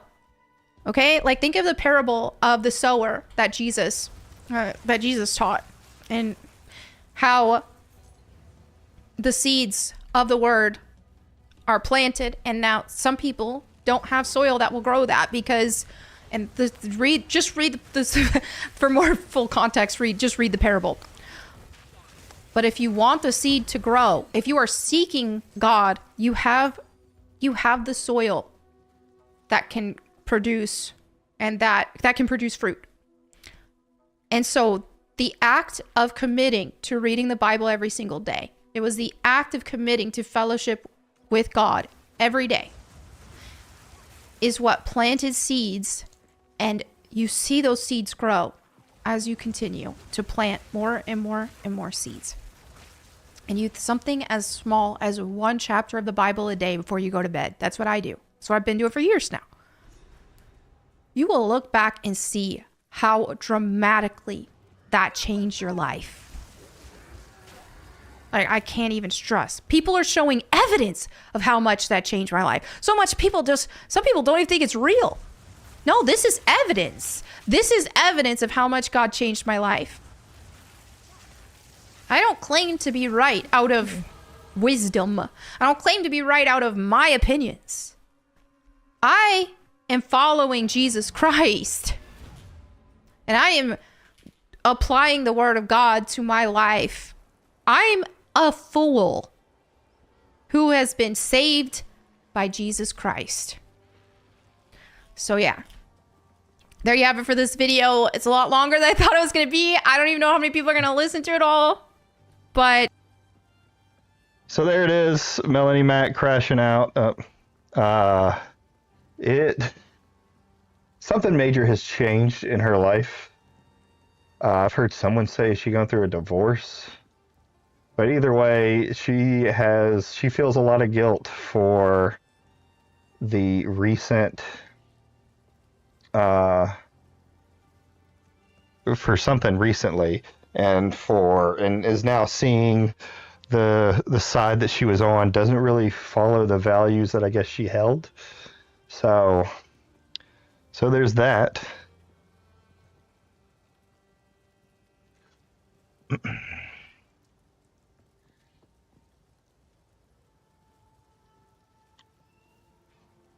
And people are calling her out for that hypocrisy and those items right there. Fun stuff.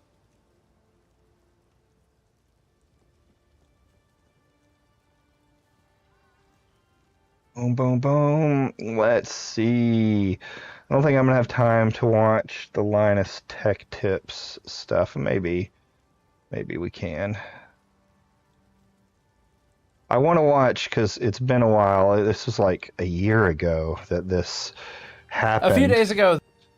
So, if you're not familiar with what happened with this, Gamer Nexus made a video on Linus Tech Tips and how inaccurate they are.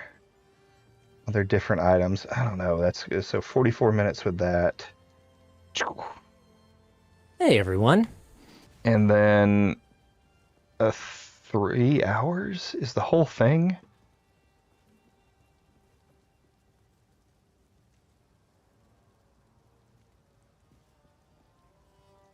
All right, bye, Melonie.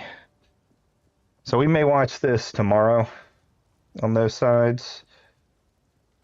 And I may just watch the Ruby Frank. This was actually the video. second. Hi, I was just wondering if you could do 2 favors. Well, what are they? So the Ruby Frank thing is kind of what got me into really watching, I'll say drama content, even though this is more criminal than it is drama. But the police footage, the camera footage, things like that came out. So I wanted to watch this while we play a little PoE too, and just be shocked at what this woman put her kids through. Taking me to the nearest police station. What's going on, son? Have a seat there. It's personal business. Ring, ring, ring. Whoa, whoa, whoa, whoa, whoa! Wait a minute, how do you come to my house? And I'm a good woman. I don't do naughty things. The lives of family lifestyle influencers Jody Hildebrandt and Ruby Frankie imploded on August 30th, 2023, when one of Ruby's 6 children was discovered weak and hurt. The other 5 had not been accounted for at this time, and law enforcement wasted no time in launching a full investigation. As the police delved into the twisted dynamic that had grown between the 2 women, they never could have anticipated the depths of the depravity the children were subjected to, or the mind-boggling justifications offered by the perpetrators. I just want my kids back. I want my family back. Adults have a really hard time understanding that children can be full of evil and what that takes to fight it. The following report is based on police record. That's a crazy statement. Like, having kids, I couldn't imagine, like, what it takes to fight it. What do you mean? When Dan Clarkson answered his doorbell at 10:46 a.m. on August 30th, 2023, he never could have expected his actions would kickstart a nationally publicized police investigation. However, as soon as he laid eyes on the young boy outside, he immediately knew something was very, very wrong. His Ring camera captured the heartbreaking conversation that ensued.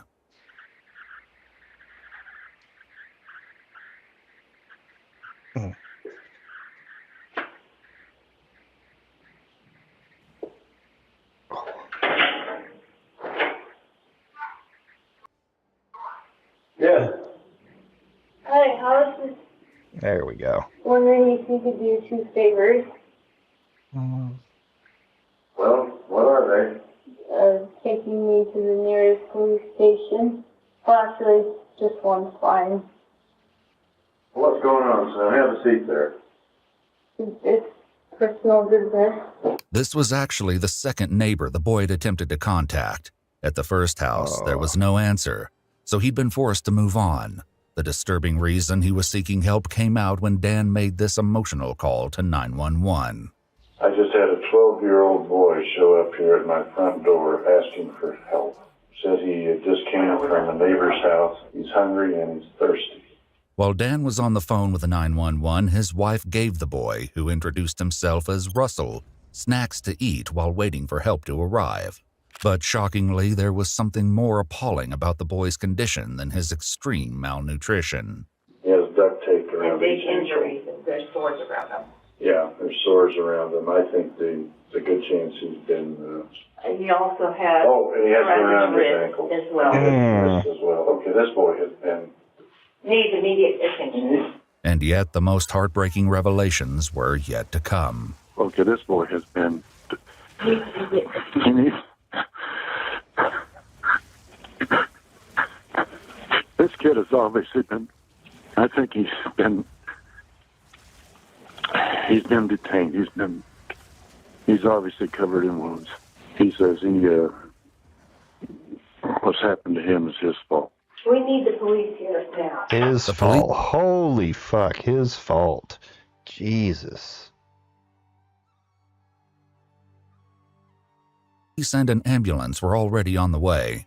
During the tense waiting period, Russell revealed that he'd been staying with his mother and her friend, Jody Hildebrandt, since May. Terrifyingly, he added that he wasn't the only child in Jody's house. His two sisters, ages 9 and 14, were still inside.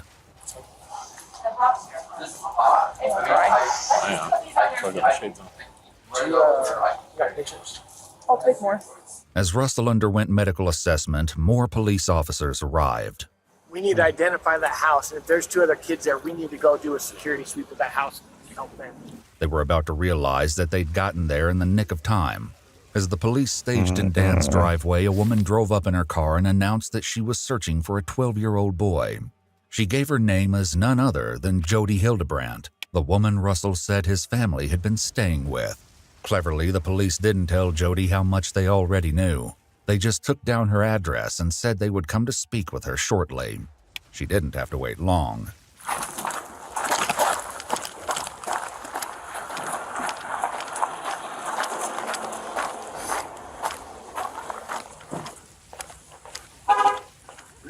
Ring.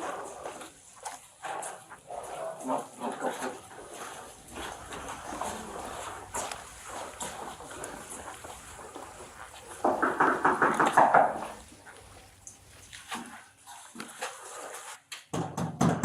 Police officers, open up!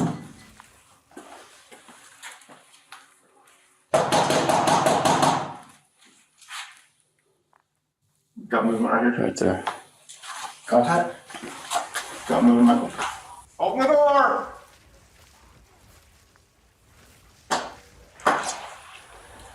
Jody?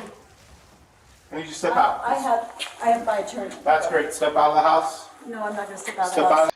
Dude, flat out, first thing she does is get her attorney. She knows she's fucked. House. Step out of the house. Whoa. We're just gonna see if Whoa. else. Is there anybody else home? Wait a minute, how do you come to my house? Right there. They come into my house. Do you have a search warrant? We'll explain it after this. Yes, they can come into your house without a search warrant. You dumb cunt. If there's a threat of someone is in danger, then they don't need the warrant. You can't just come into my house without a search warrant. Jody was mistaken about the need for a warrant to enter the home because the police already had probable cause due to a 911 call that the neighbors had placed after Russell showed up at their door. There was a clear emergent need to enter and a warrant wasn't necessary. The police must account for the welfare of the other 2 children. They certainly had their work cut out for them, though, because the house was massive. During the search, the police found one room that appeared to be set up for filming.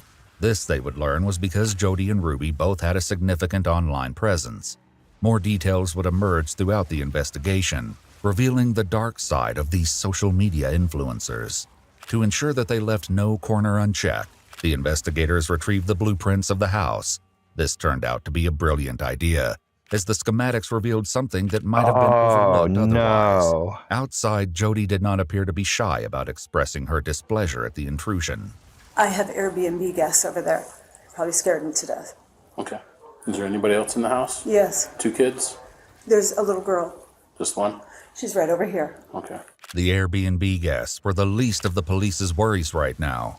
Following Jody's instructions, they made their way down the hall to a bathroom with a large closet. What they found inside was devastating. Hi, I'm a police officer. Are you going for the union here? Hey, you okay? Is it just you in here? I'm Sergeant Tobler. What's your name? I just have one. Where's your sister at? Contact one. You okay? Huh? You doing okay? You don't want to talk to me? Won't even talk to the police. That is like absolutely brainwashed. Yeah, that's okay. Can you come with me though? We got Jody out here. You know Jody? According to the information Jody gave, this was Russell's 9-year-old sister Eve. We want to be best buddies, but we're getting a little mad here because he won't give me his shoes. Guess what? I learned how to ride a bike with no training wheels. Come here, I'll show you. Despite the officer's gentle approach, she sat eerily still and quiet, hardly giving a sign that she could even hear him. You take your time, bud. I'm in a hurry. I'm a police officer. Did you know that? I don't mean to hurt you at all. You doing okay? Are you scared? Yeah? You're okay. Do you need help? I'm not gonna hurt you. Promise. See this right here? It's a badge. It tells me I don't hurt people. I'm just here to make sure you're okay. And I get if you're scared. I would be too. Okay? Jesus. You wanna come with me? Still, Eve didn't respond.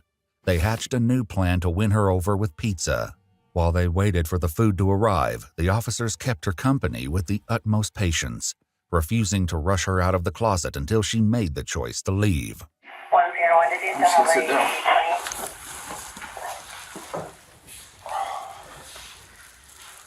It's okay if I just sit here with you. We don't have to say anything. If you don't want to.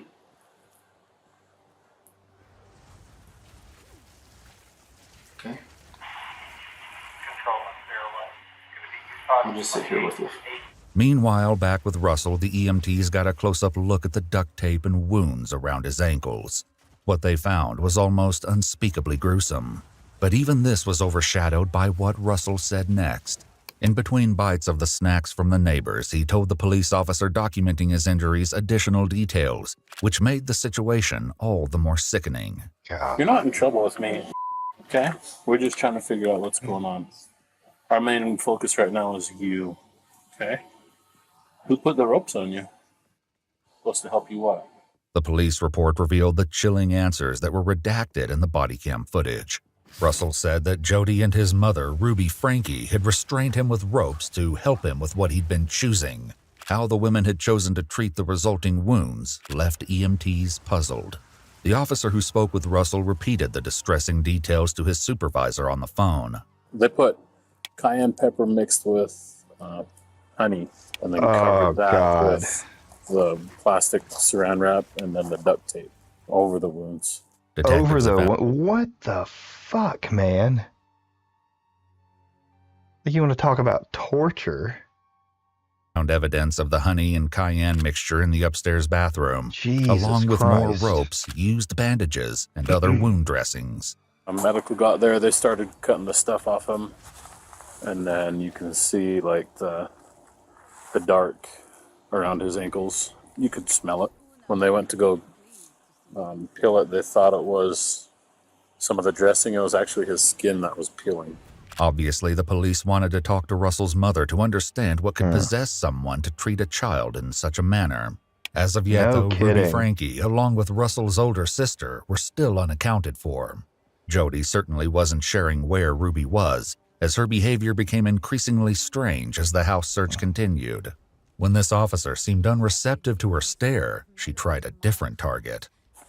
That bitch was trying to stare down the cops. She's probably trying to put some kind of boogaloo on him. You waiting for me to say something, or? Okay. Inside, the search went on for more children, especially Julie, the older sister Russell said was at Jody's house. There was no sign of her yet, so the police decided it was time to confront Jody about what they'd found when referencing the blueprints. A safe room in the basement, locked with a vault door. I have a question for you. Yeah. You have a room downstairs that has a safe wheel on the front. Mm-hmm. How do we get access to that to ensure that there's no one else in this home?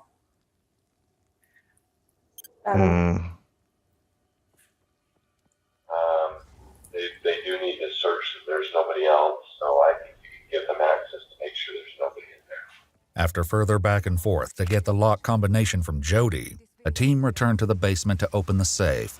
Upstairs, additional officers were still trying to gain the trust of the little girl in the bathroom closet. Found dead skin. She found dead skin. Dead skin. Get out from underneath my bed. Right now. Sorry, Mom. I am more upset that you came in my room when you knew you weren't supposed to. You knew that it was a bad idea. Yeah. You're still gonna have the consequence of not having your nails done for a month.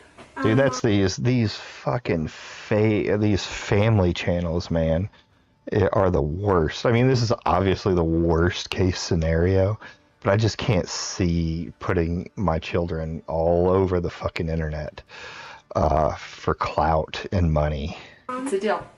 Give me a hug. Mom, can I help you two to get paid? Because I want a lot of money. Looks right at the camera to make sure it's in focus. Doesn't give a shit about their kids. They likely hoped that the arrival of the pizza would change things in their favor, but they were in for yet another surprise. I'll put the skin, okay? You want me to hurry? You can eat? There we go. Despite how painfully thin she appeared, Eve didn't go for the food right away.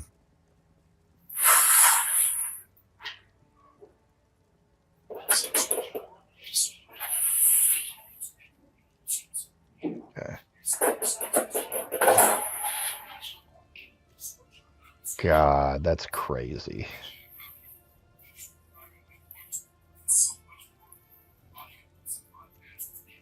Eve proceeded to eat the entire pizza and requested 2 more large slices from the lunch that the police had. As Eve ate, the plan was to focus on opening the safe, but suddenly a new priority emerged. With no warning, Ruby Frankie, Russell and Eve's mother, arrived on scene.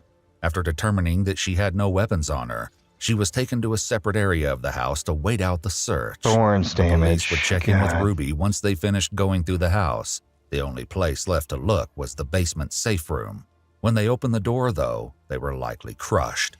Julie was not inside. At first glance, the room looked to be nothing more than a barren bolt hole reserved for emergencies.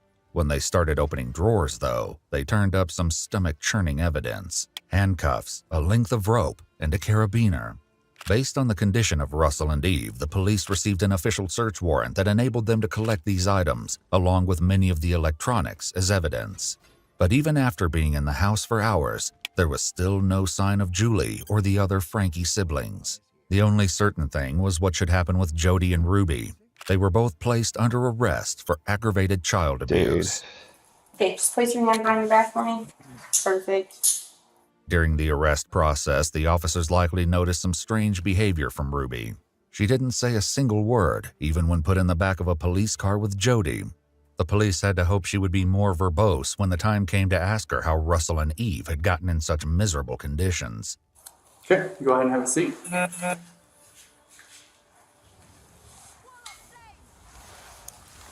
She is definitely not a talker. She not? Neither is anyone. Even if I ask her a name or just like, not even asking about things, she looks at me and goes, While Jody was at least responding to direct questions, whether she would respond to the hard ones police had in store was yet to be seen.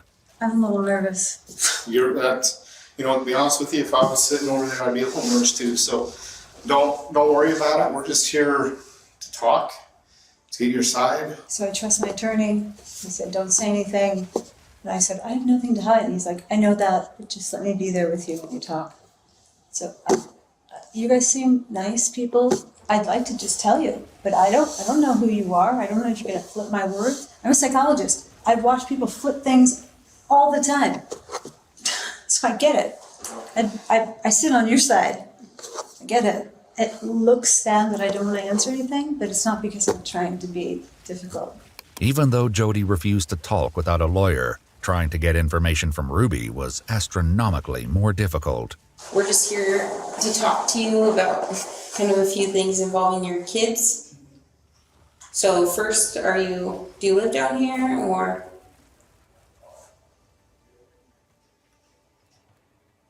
Or do you live up north?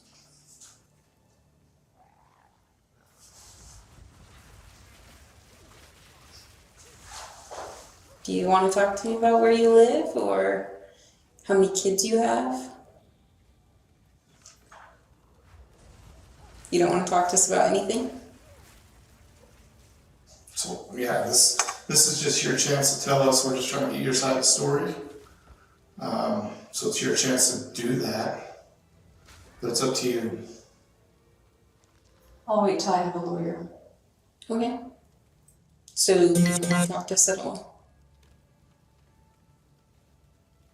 There was hardly any doubt that the two women had done horrible things to Ruby's children, but with both women unwilling to talk, the police still had no idea why. Answers, though, were closer than anyone thought. When the detectives first got to the police station, they found a surprise visitor waiting. Ruby's husband, Kevin Frankie, was there, and he wanted to pick up his kids. With so many burning questions pertaining to the Frankie family, Kevin was detained and taken to a third interrogation room where he was read his rights. How did you find out that you needed to come here to the street? I received a message that I needed to come pick up my kids from the police department in Highlands. And who was that message from? Well, I prefer not to say right now. Does it make sense that that would happen? I'm just not aware of anyone who did that from our department. Right. And I'm not comfortable saying right now who reached out to me. Okay. Was that Jody? I'm not going to answer that question. Kevin was keeping quite close-lipped. However, it wasn't all bad news. Back at Jody's house, Eve finally seemed to be warming up to law enforcement. You don't want to talk? Okay. There's nothing at all you want to talk about at all? It's okay to talk to me.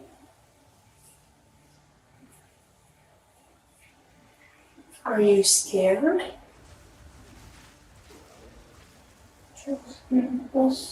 We helped your brother.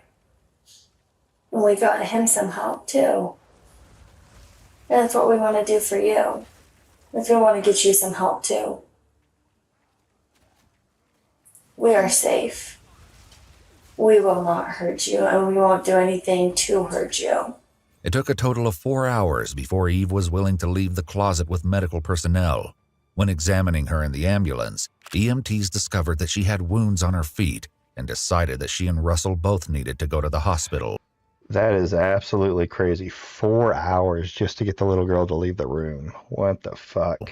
Thankfully, as Kevin's conversation with police continued, he was willing to provide some crucial context. And how many kids do you have, Kevin? I have 6 kids. So are they all living with you, or? No, I haven't seen them for over a year. Any of them? No, none of them. For a year? Over a year. Okay. I've been in a separation. From who? From my wife and family. Okay, for over a year, sure. Why haven't you seen your kids?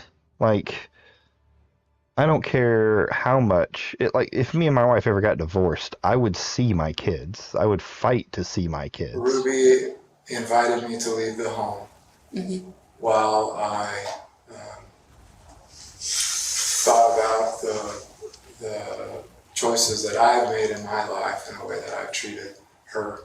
And did you ever try to reach out to the kids, drop by the home, or was there? I honored the no separation boundary that we agreed to. When was the last time you saw Ruby? The last time I saw her was the 18th of this month. We met to, she requested me to sign over vehicles, or the titles to the vehicle that she drives, that were all in my name. When's the last time you physically saw Russell or Eve?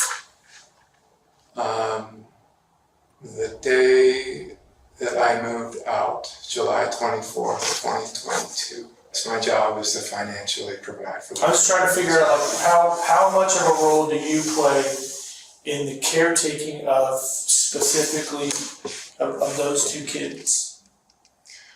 I pay the bills. Okay. With my job, I provide the money, goes into a shared bank account, and that's my only involvement. As the conversation went on, Kevin seemed to be just as in the dark as the investigators. Who lives in that home with your, is it ex-wife? Is it currently a separated wife? Like, who lives in that home with your children? To be honest, I don't know. I know that she's there with 4 of the children, and our 2 older children have moved out. This likely came as a shock to investigators. If there were 4 Frankie children still living at home, that meant they weren't just missing Julie. but another one of Russell's teenage sisters, Abby. Before launching into a frantic search, the detectives decided to finish talking to Kevin, hoping he could give them an idea of where to look for the girls. As the conversation went on, though, Kevin's story only got stranger. Who's this female Jody that your wife lives with? Do you know a female named Jody?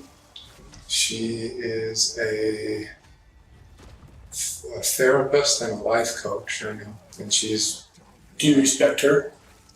Do I respect her? Yeah, I think she's a very honest, truthful person, yes. Okay. Is your wife a partner of hers? Is your wife a roommate with her? Your kids are living in her house is what I'm trying to say. I'm not aware of that, but I know that they've been in business for the last year filming, so every week a podcast goes up and I listen to it. What's the name of it? Connections with an X. This would explain the film set discovered in Jody's house. As it turned out, Jody and Ruby both had a significant following on Instagram and YouTube. Yep. Jody was a therapist, and her accounts focused on counseling and family dynamics in alignment with the Church of Latter-day Saints, of which she and Ruby were both members. She called her program Connections and had written several books sharing her. That's the Mormons, right? Oh. Sure. Yeah, they're the Mormons. Aren't the Mormons like the absolutely crazy ones? Her methods, and even taught online Zoom classes on the topics of family health and harmony. Ruby, meanwhile, created more slice-of-life content, cataloging daily life with her family as members of the Mormon faith. Her main platform was a YouTube account titled 8 Passengers, supplemented with an Instagram under the same name. In due time, the police would learn that the content made by Ruby and Jody had become unimaginably twisted behind the scenes. Are you involved with their business efforts, or no? And were you involved in the 8 Passengers account with your family? Yes. I was in the videos. Recently, Ruby's online presence had undergone a shift. She rebranded to Truth Mom, but began focusing less on her own channel in favor of working with Jody on Connections. You guys got a lot of heat for neglect and child abuse. A lot of people commented those things on there. Why were they commenting those things? That's a good question. We had a son who was acting out in very selfish behavior. Just Chad, or yes, this was Chad, and none of this is strange or odd. You could get on YouTube and find out all sorts of stuff on this. Eventually, Ruby stopped posting on her private YouTube account altogether, which Kevin said eliminated 90% of the family's income. Her last video on Jody's channel, though, had come out just 2 days ago. In the interrogation room, Kevin shared more about the situation, which led to public outcry against the Frankies. He was being very cruel and mean to his siblings that he shared a room with. And so we removed him from the room. And we said, you can sleep anywhere you want. Sleep on the couch, sleep on the pull-out bed, sleep on the floor for all we care, but you're not sleeping in that room with your brother. He chose to sleep on a beanbag. So 9 months later, he had made a lot of changes in his life. And he was ready to, and we had moved by that time. And so we had a new house, and he was ready to move into his own bedroom. Made a video about it. And in the video, he mentioned something to the effect of, I've been sleeping for 9 months on a beanbag. And that is what all the uproar was about. This wasn't Ruby's only run-in with the law. Shockingly, just 5 days before her arrest, she'd been pulled over while driving with her kids in the car. Hello. You know how fast you're going right there? No. Okay. Got you going 57 in a 35. Ruby was sent on her way with only a speeding ticket. Back with Kevin, he explained that the situation with his oldest son, Chad, was the catalyst for Jody getting involved with the family. She was hired as Chad's therapist and had the boy personally paying her $900 a month. From there, her involvement with the family... The boy was paying her $900 a month? I guess he was working and then using all of his money to pay for this therapist? That's nuts. ...only grew. How this could have led to the breakup of the family and the near starvation of 2 of the children was yet to be explored. During your marriage, how was disciplining your kids? How would you discipline your kids? Yeah, I'm not going to answer that question. Are you aware of the physical condition of your children? No. No. Wow. I've chosen to trust my wife with the children. That was part of the agreement of our separation. Kevin was about to learn the harrowing consequences this decision has caused. We received a phone call from 911 on our dispatch that a 12 to 13-year-old boy was knocking on doors in a neighborhood asking for food and water. So he had... I'm sorry, what? He had duct tape on his extremities, on his hands, on his ankles, and those were covering rope burns that were used to tie him down. Take a second and think about what I just said. That's the condition of your son.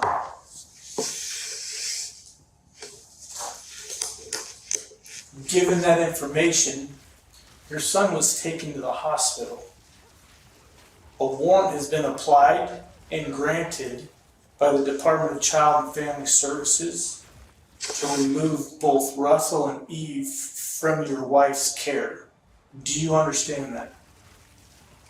I understand. Would you condone that behavior? Would I condone that behavior?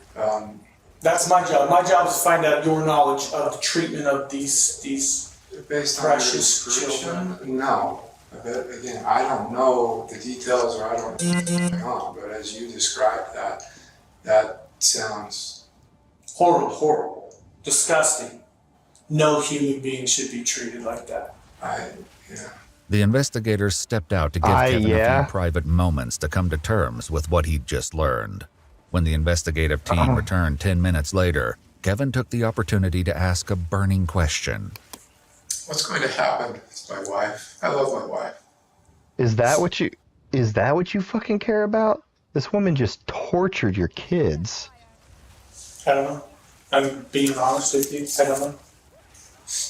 Haven't had anything to do with I don't know if those charges against my wife. Possibly.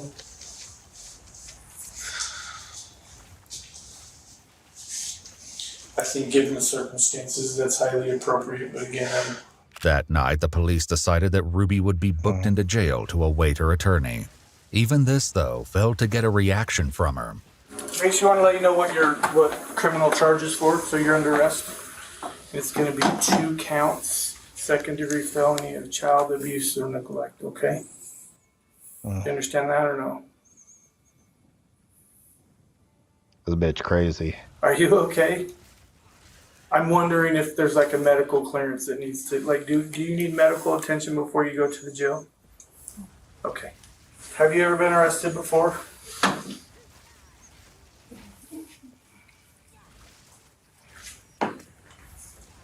I'm just concerned about you. I know you don't believe that. But I've had an opportunity to talk to your husband and kind of worried about your circumstances and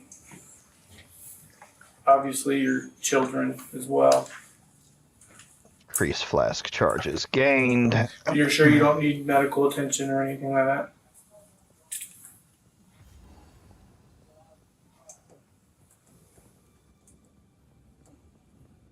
Jody, too, was escorted to a police car to be transported to jail facing the same charges.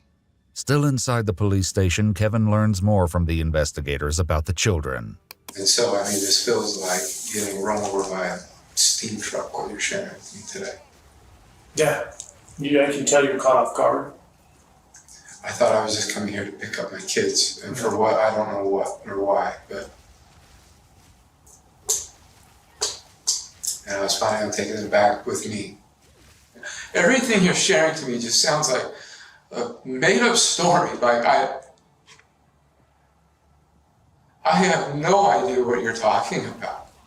Like, it's just, it sounds like a horror movie.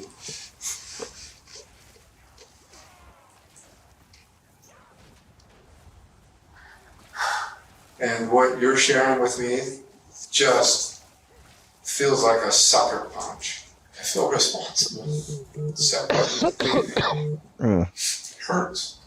I know you're all doing your jobs.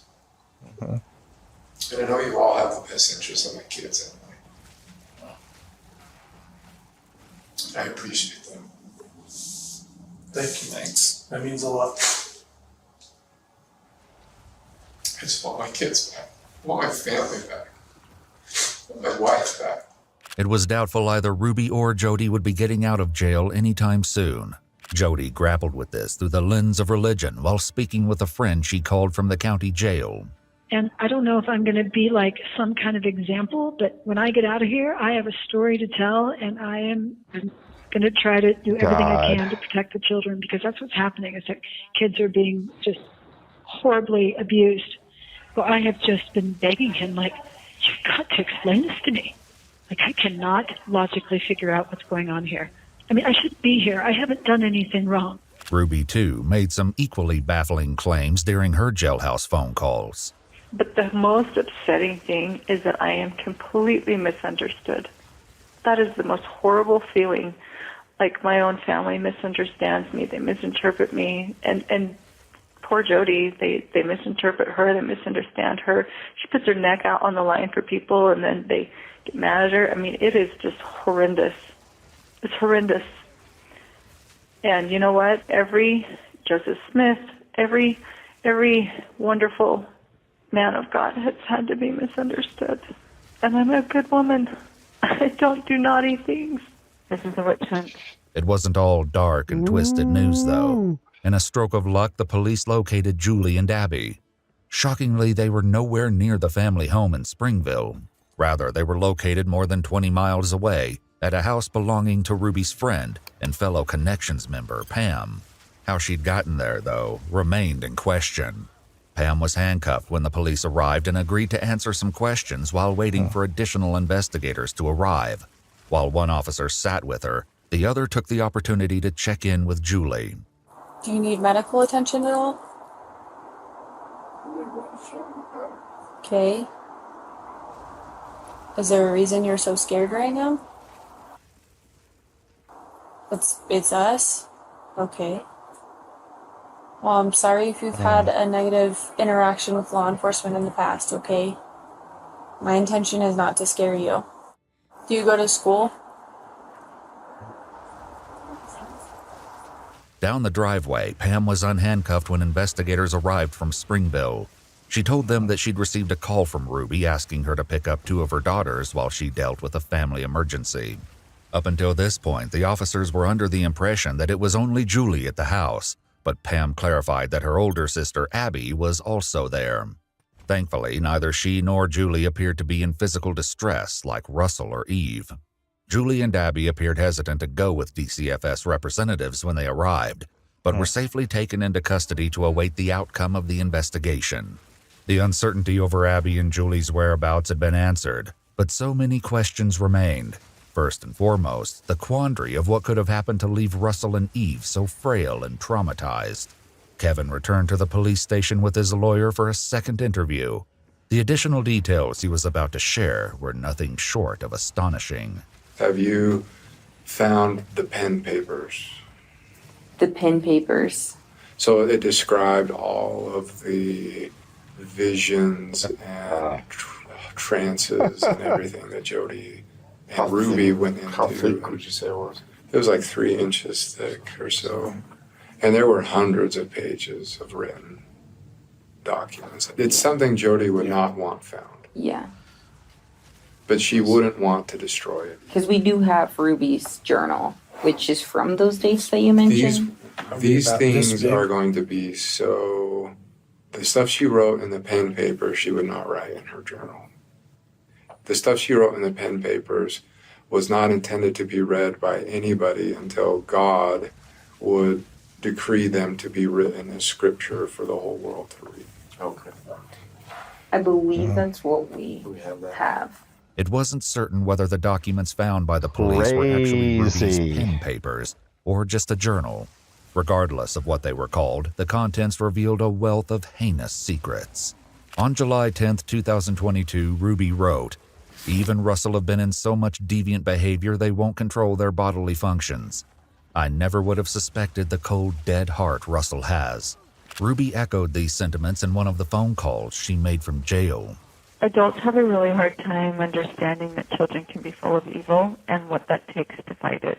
According to the journal, Russell and Eve were locked in closets, made to do physical labor, wall sits, jump on a trampoline, stand out in the rain, and carry heavy boxes up and down the stairs for hours on end. When Eve slipped and fell while carrying the boxes, Ruby accused her of doing so on purpose and then shaved her head as punishment.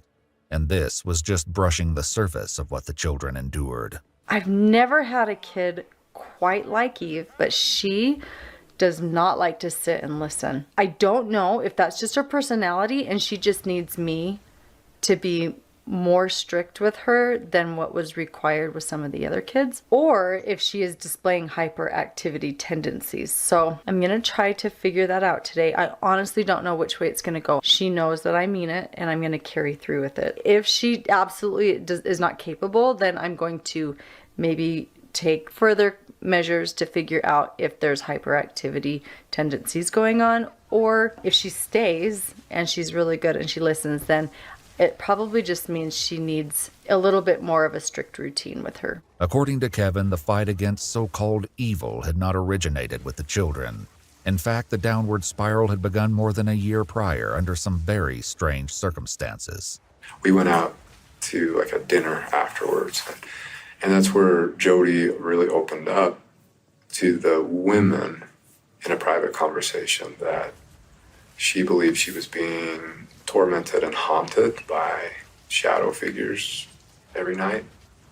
Schizophrenia. That was spooky. Ruby also revealed that Russell and Eve still sometimes failed to control their bodily functions.